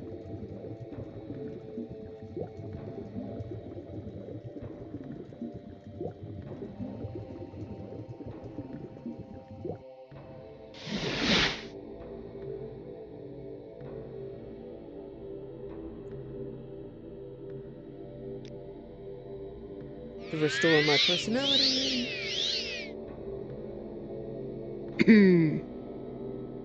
May I help you? Go ahead, please. Tell me about yourself.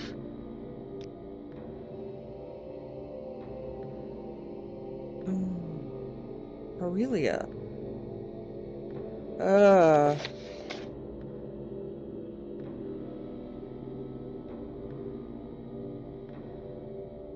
Who is her? Oh, for goodness sake. Aurelia. Oh, I am so confused. Go ahead, I'm listening.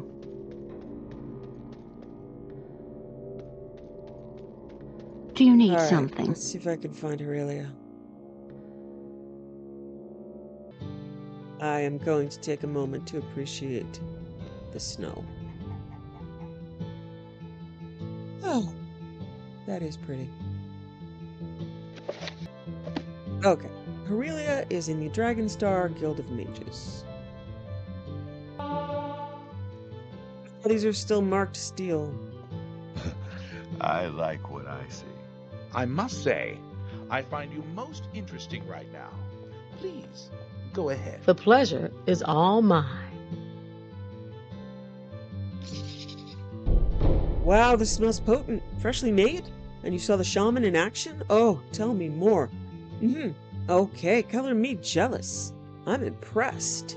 This sample will do perfectly. I'll take that off your hands.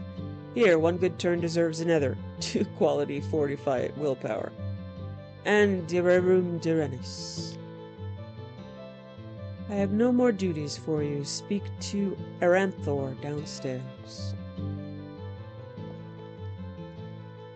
Well, I find myself in pleasant company. I like what I see. Please, share your Welcome. thoughts. If you wish to talk, it is really no trouble at all.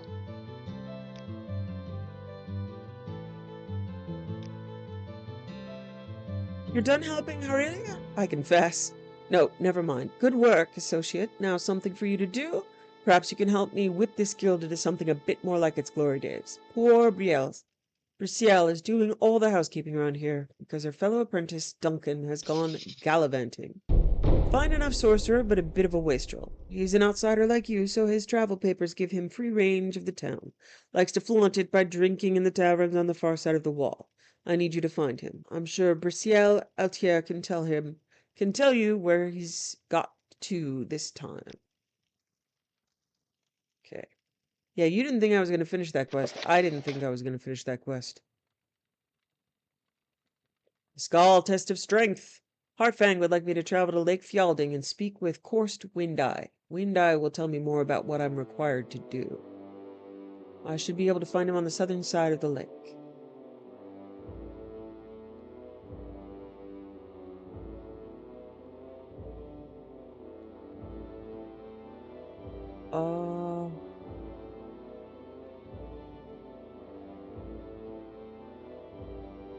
No, it looks like he's got a couple of places. Let me see.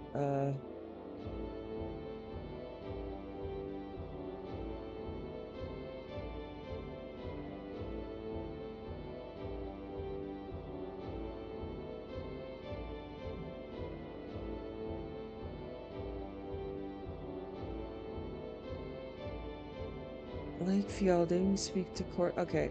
Alright, there's Korst.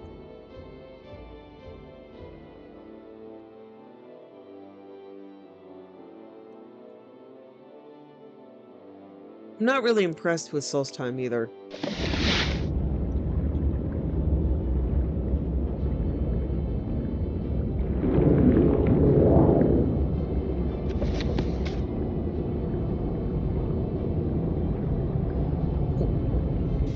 Ice. Ice, ice, baby. Under the ice, ice, baby. Dun, dun, dun, dun, dun, dun, dun, dun.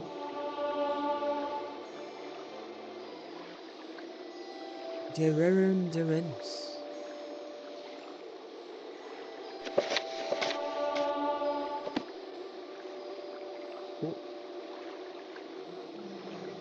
Alchemate 93. Thank you, mushrooms. Ah, you've arrived. These are strange times, my friend. Ah, you've arrived. These are strange times, my friend. I'm unsure what magic is being worked to cause such a disturbance on the lake, but you were sent here to prove your strength. Heartfang has sent you here to show your strength, your ability to survive in the harshest of conditions. Beneath that lake there are a series of ice caves. In one of those caves, you will find Sleep, a Draugr lord. Heartfang believes he is the one responsible for the disturbance on the lake. Fire from water, flame through ice. Strange indeed. Heartfang believes that a Draugr lord who lives beneath the lake is the source of this, but I am not certain. I fear that this could be a sign of the Blood Moon prophecy, though I pray to the Allmaker that this is not so. It is an ancient prophecy, one that I hope is but a myth. It tells of a time when the moon above will turn blood red, and the wolves that walk like men will walk the land. The prophecy tells of other signs that precede the blood moon, but they are not all easily interpreted. Let us speak about this at another time. For now, you are to prove your strength.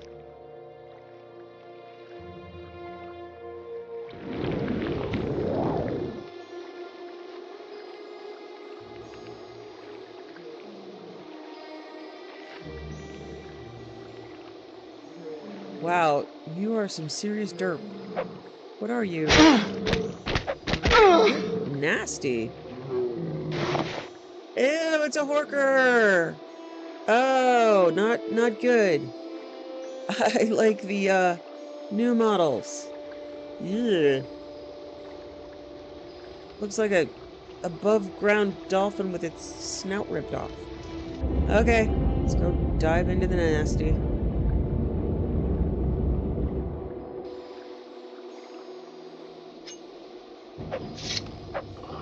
I will pick you out of existence.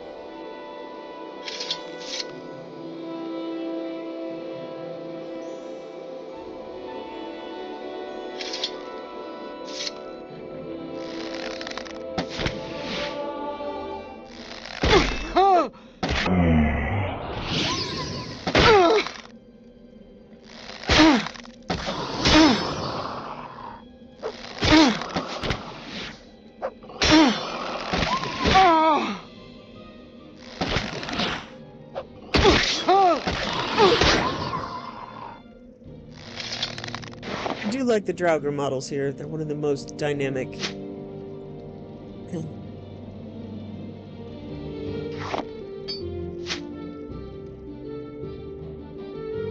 When you hit them and they just kind of like sidestep it, like, miss me. I like it.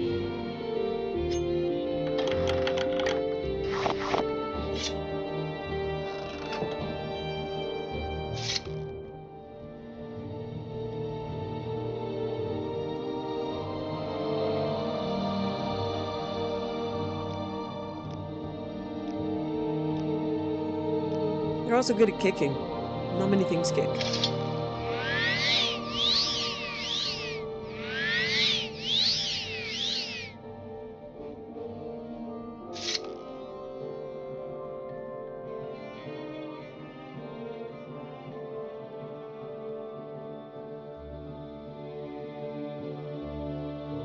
Oh, you faked me out. You faked me out.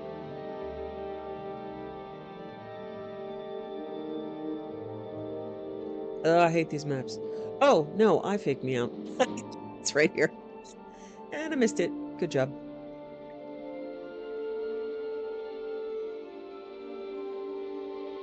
But I did found it. Good job.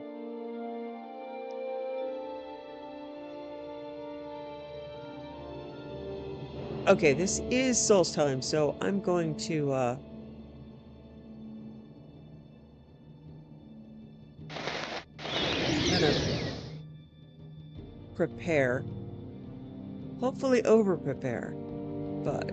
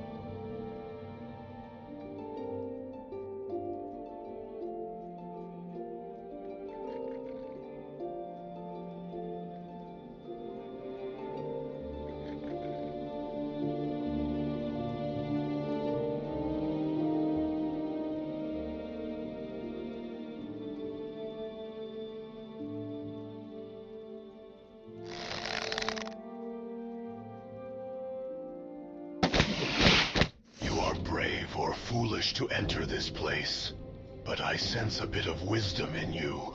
Perhaps I might kill you where you stand, were you to try and keep me from my task. But there are more dangerous things in these caves than this poor soul. I have been in this cave for many centuries. The Draugr you met in this place are not my kin. Mindless creatures driven only by desire for living flesh. My story is quite different. I was once a mage of the people who call themselves the Skaal. I was powerful, mortal, powerful beyond their reckoning. But I strayed. I delved into the black arts, became learned in the ways of necromancy. When this was discovered, I was cast out by my people. Alone, I wandered to this place. I continued to learn what I could of the ways of the living flesh and the energies that animate. I became a summoner. I communicated with the Daedra. It was then I learned of their machinations, their plans to destroy my people. A group of Frost Daedra had taken up residence deep in the bowels of this island. I thought at first that it was my doing, that I had somehow summoned these fiends. But they were beyond my abilities. I learned that they would wipe this island clean of life, slaughter my people and all we held dear. I knew I must act. I tried to warn my people, but I was an empty voice to them, as though I were dead. So I used my magic to erect a barrier deep in this ice, strong enough to contain these Daedra and keep them from overrunning the island. The barrier held. For years I maintained it, but I grew old, and I knew that my death would mean the death of all life on Solstheim. My life had to be extended, so I used my knowledge of the black arts, and I turned myself into the creature you see before you, a Draugr, eater of flesh. But my life was infinite. I could keep the barrier intact so that my people might survive. And now you appear, to kill me perhaps. You may have the power, but perhaps you have a greater purpose here. Fight with me. Together we might vanquish these creatures, send them back to their unholy plane. I will lower the barrier, and we will cleanse the land of this scourge. Let us destroy these creatures together. This is wise. I will lower the barrier that keeps the demons at bay. You and I will be victorious, as the lives of all those above are forfeit if we not.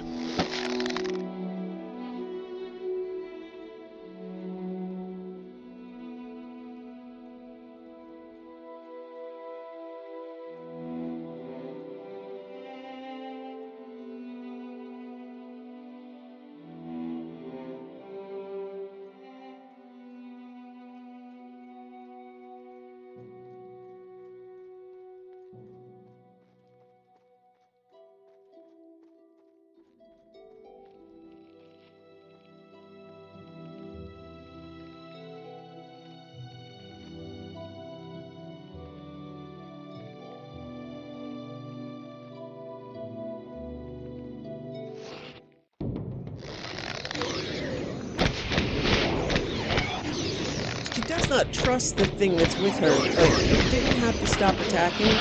And magical barriers are serious things in this room.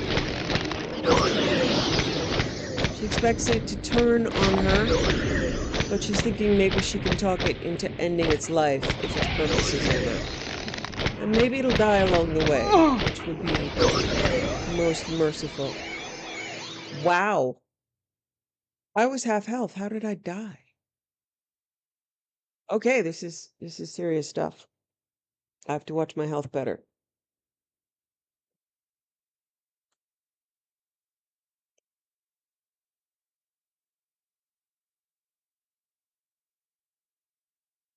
Now keep in mind, we're trying to rescue Foxcarius for like 2 months now.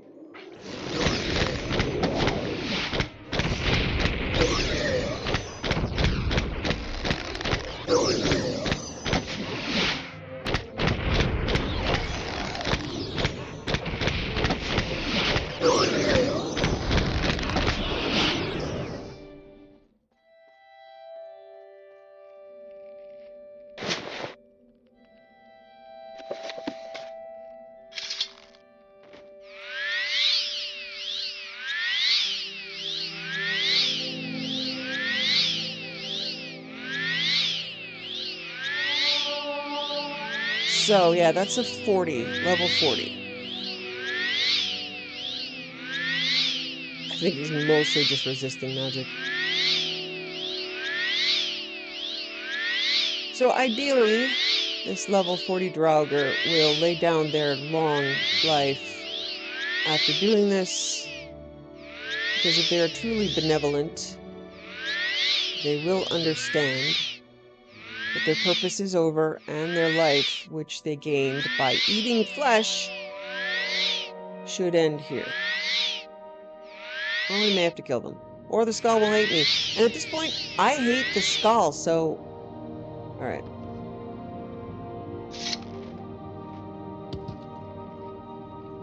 I hate the Skaal so much.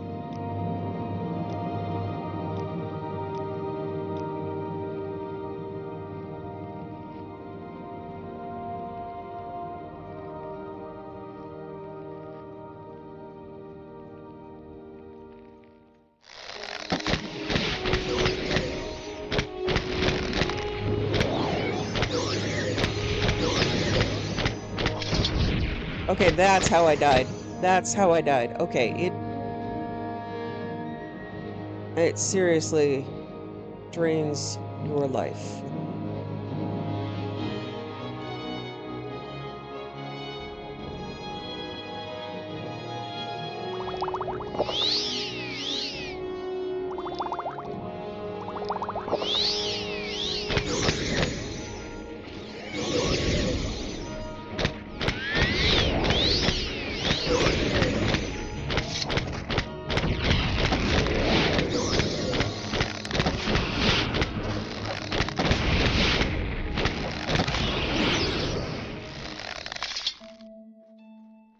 That is how, my friends.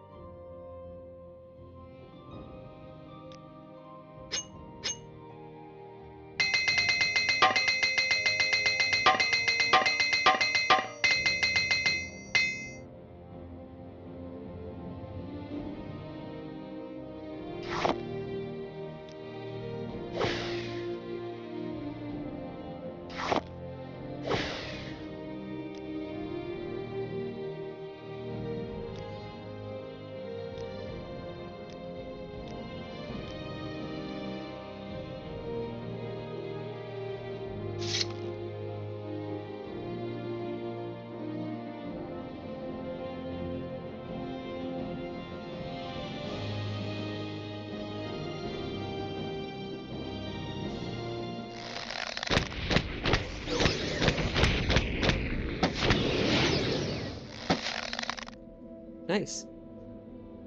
Go me.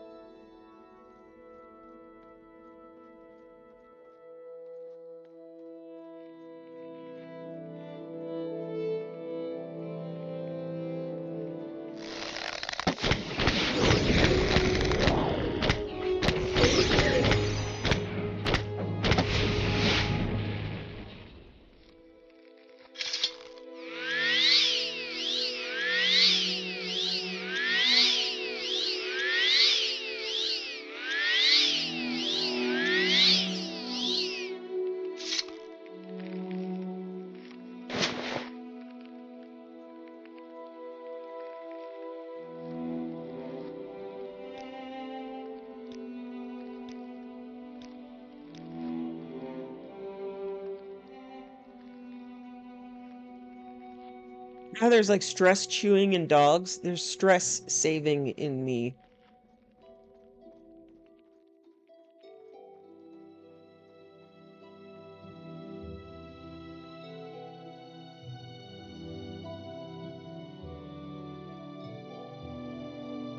Oh, really?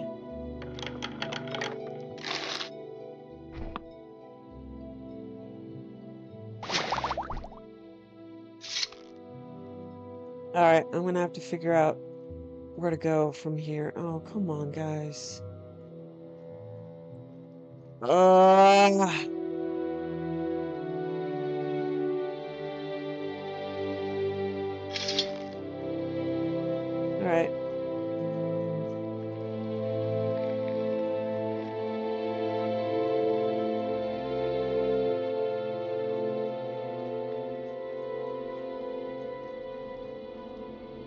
Okay, so it looks like here I took that path instead of taking this path. Let's try to take this path, although I don't see any frost. No, this is the entrance. Oh, okay. So we should take this path this time.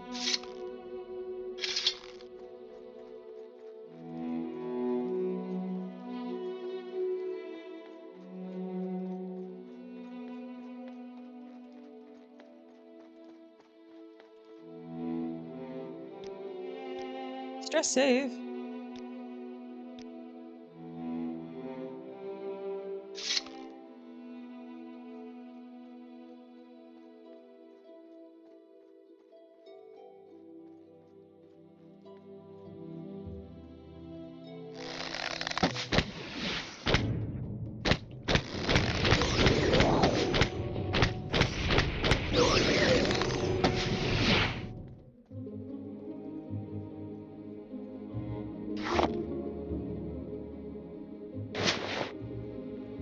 Dire Frost Atronach. I'd really like to be able to summon one of those. It is done. My time is over. You have done a service here today, both to me and to the people of this island. Now I may rest. Before I go, take this. May you have the strength of will to continue your own journey. Goodbye, and thank you for saving Saul's time. I know they're assholes. Sounds like you were an asshole, too.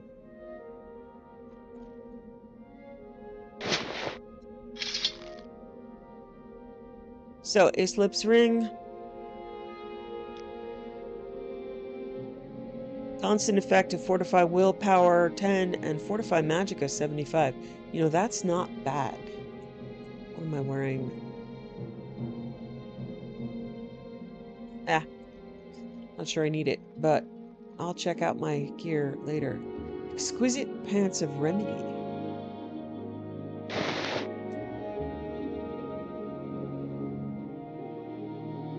Constant effect of resist paralysis 25%, resist poison 25%. That's nice too.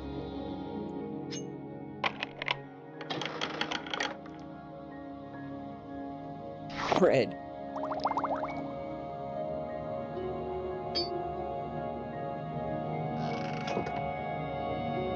Okay. It turned out the way I hoped it might. I mean, except for all the dying. Of course, should expect, you know, betrayal from the undead. But that went well.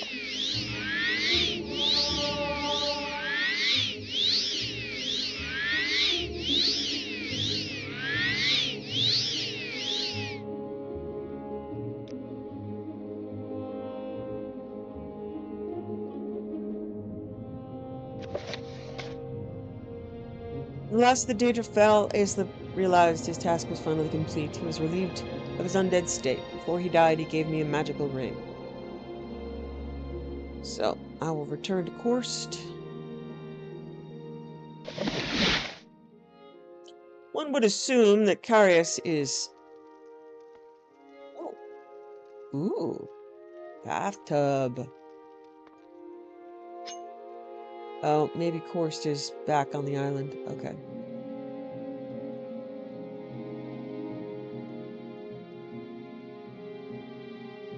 Back by the lake. Yes? Yeah, he's waiting by the side of the lake.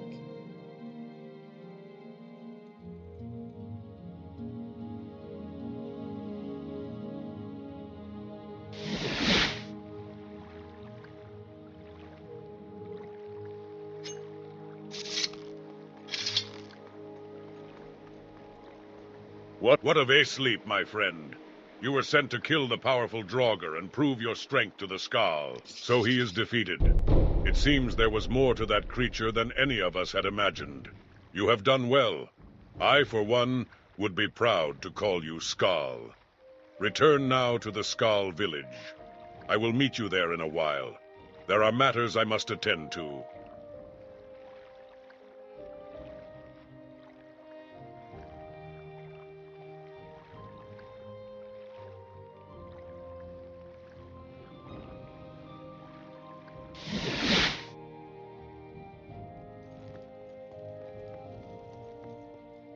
You've returned from the lake. You continue to surprise me. I have matters to attend to now. We will speak again soon. That I promise you. Please, you must help. The village is under attack by the werewolves. Outside, quickly. Oh, boy. Werewolves. Alright, guys. We ready? I'm sure we're not ready. Stress save.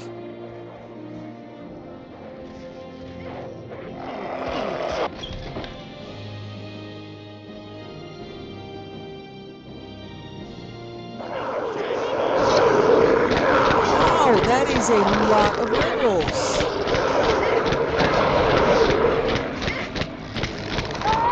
Okay, they don't seem to be insanely over-leveled. Oh, thank goodness. Sheesh. Taste my silver blast.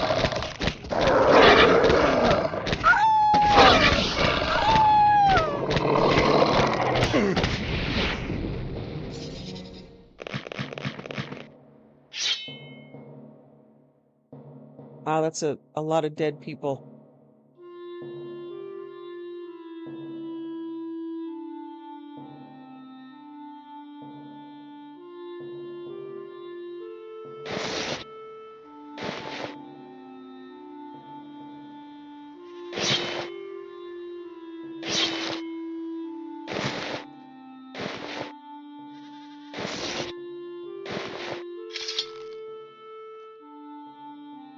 Wow, were they all supposed to die?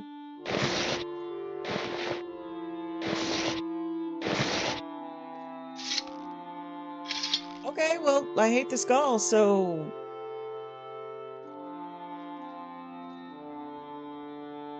Wow, I am the only person left standing. Wiped out everybody else. Okay.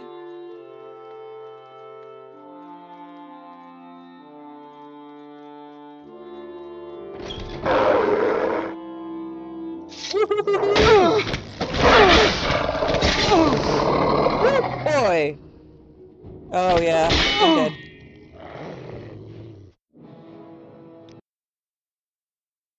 So, as I zone in, I shall prepare better this time.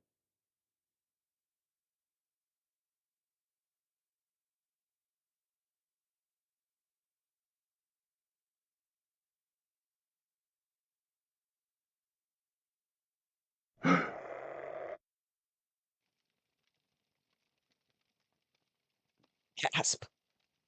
Okay.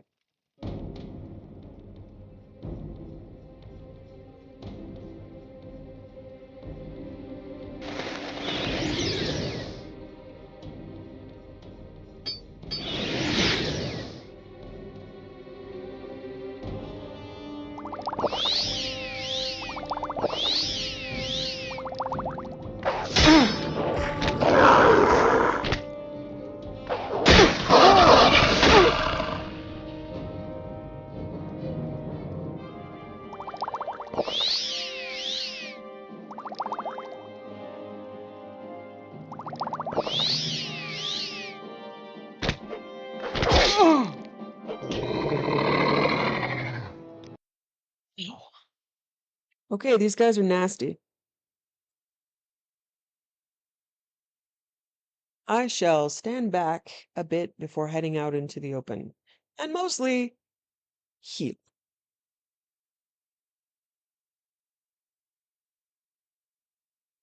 And save after I get prepared. Gasp.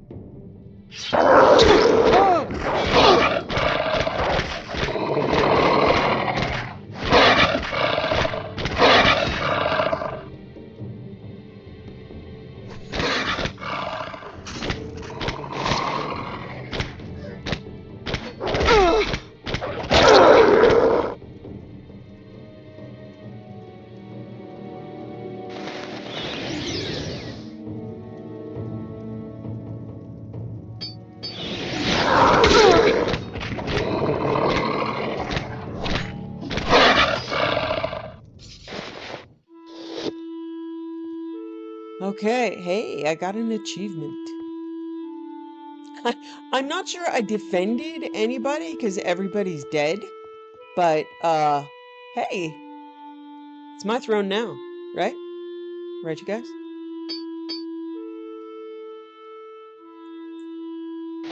Okay, the guy that was still at the lake is still alive, right?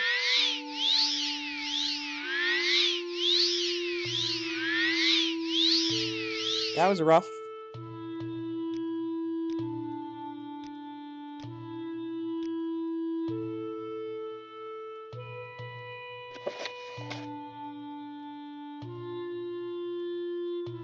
Heart Fang is nowhere to be found. Okay. I should try to go to the shaman's hut.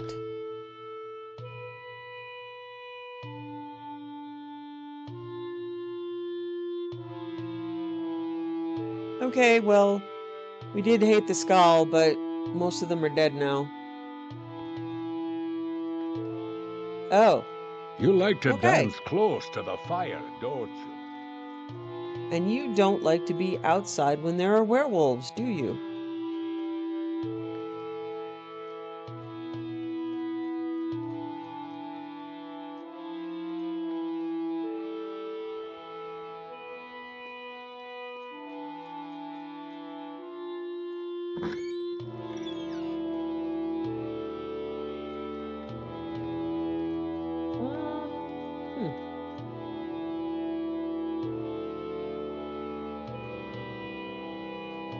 Why does this... Okay.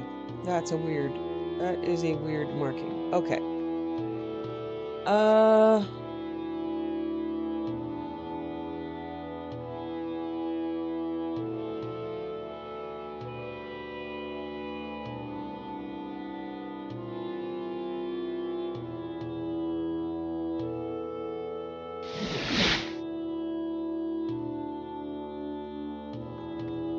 Okay, this is the shaman's hut, but they're not here. Alright. Siege of Skaal Village.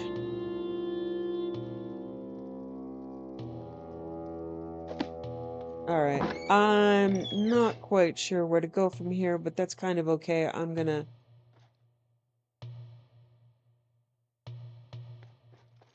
probably take a nap after all that. Yeah, this quest marker's weird. I don't know.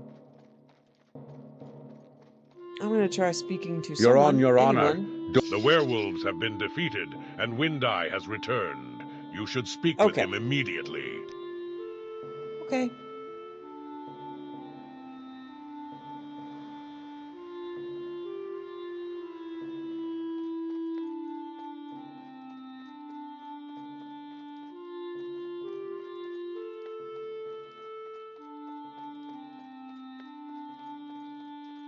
What say you? That was nasty. Okay. Let's try the main What say hall. you?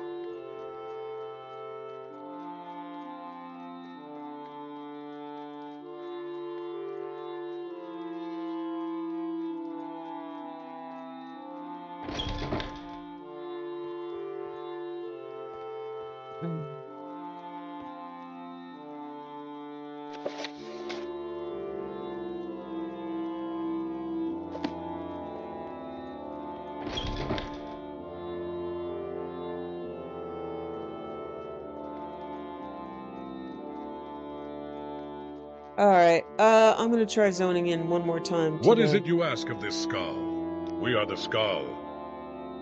A true warrior of the Skaal, as we have always known. He is the shaman in our village, and his wisdom is unparalleled. Okay, he's supposed to be inside here, but if not... Oh, wait. I'm just gonna let it loop around and come back later, and maybe it will all update.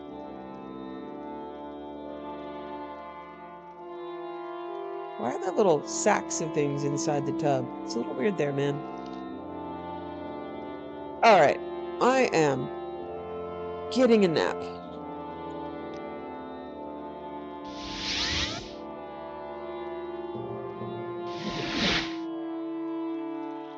And today, she's not going to read. She read enough over the last few days. She still hasn't figured it all out. Oh, hello, baby. Hi, honey. I love you. Yes, I do.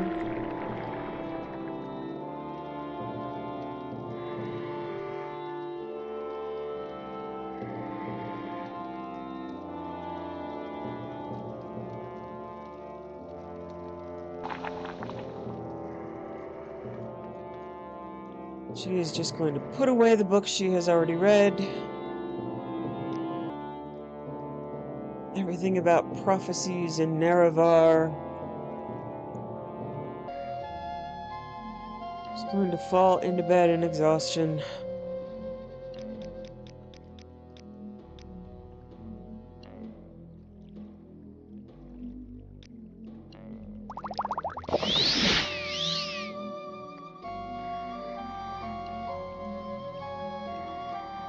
Yet again, she's apprehensive about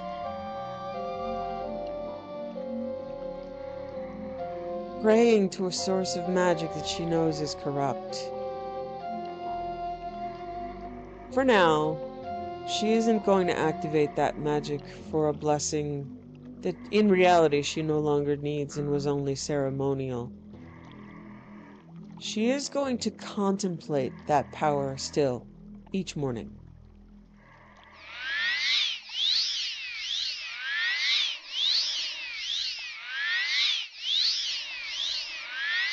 Try to keep an eye on her waning health.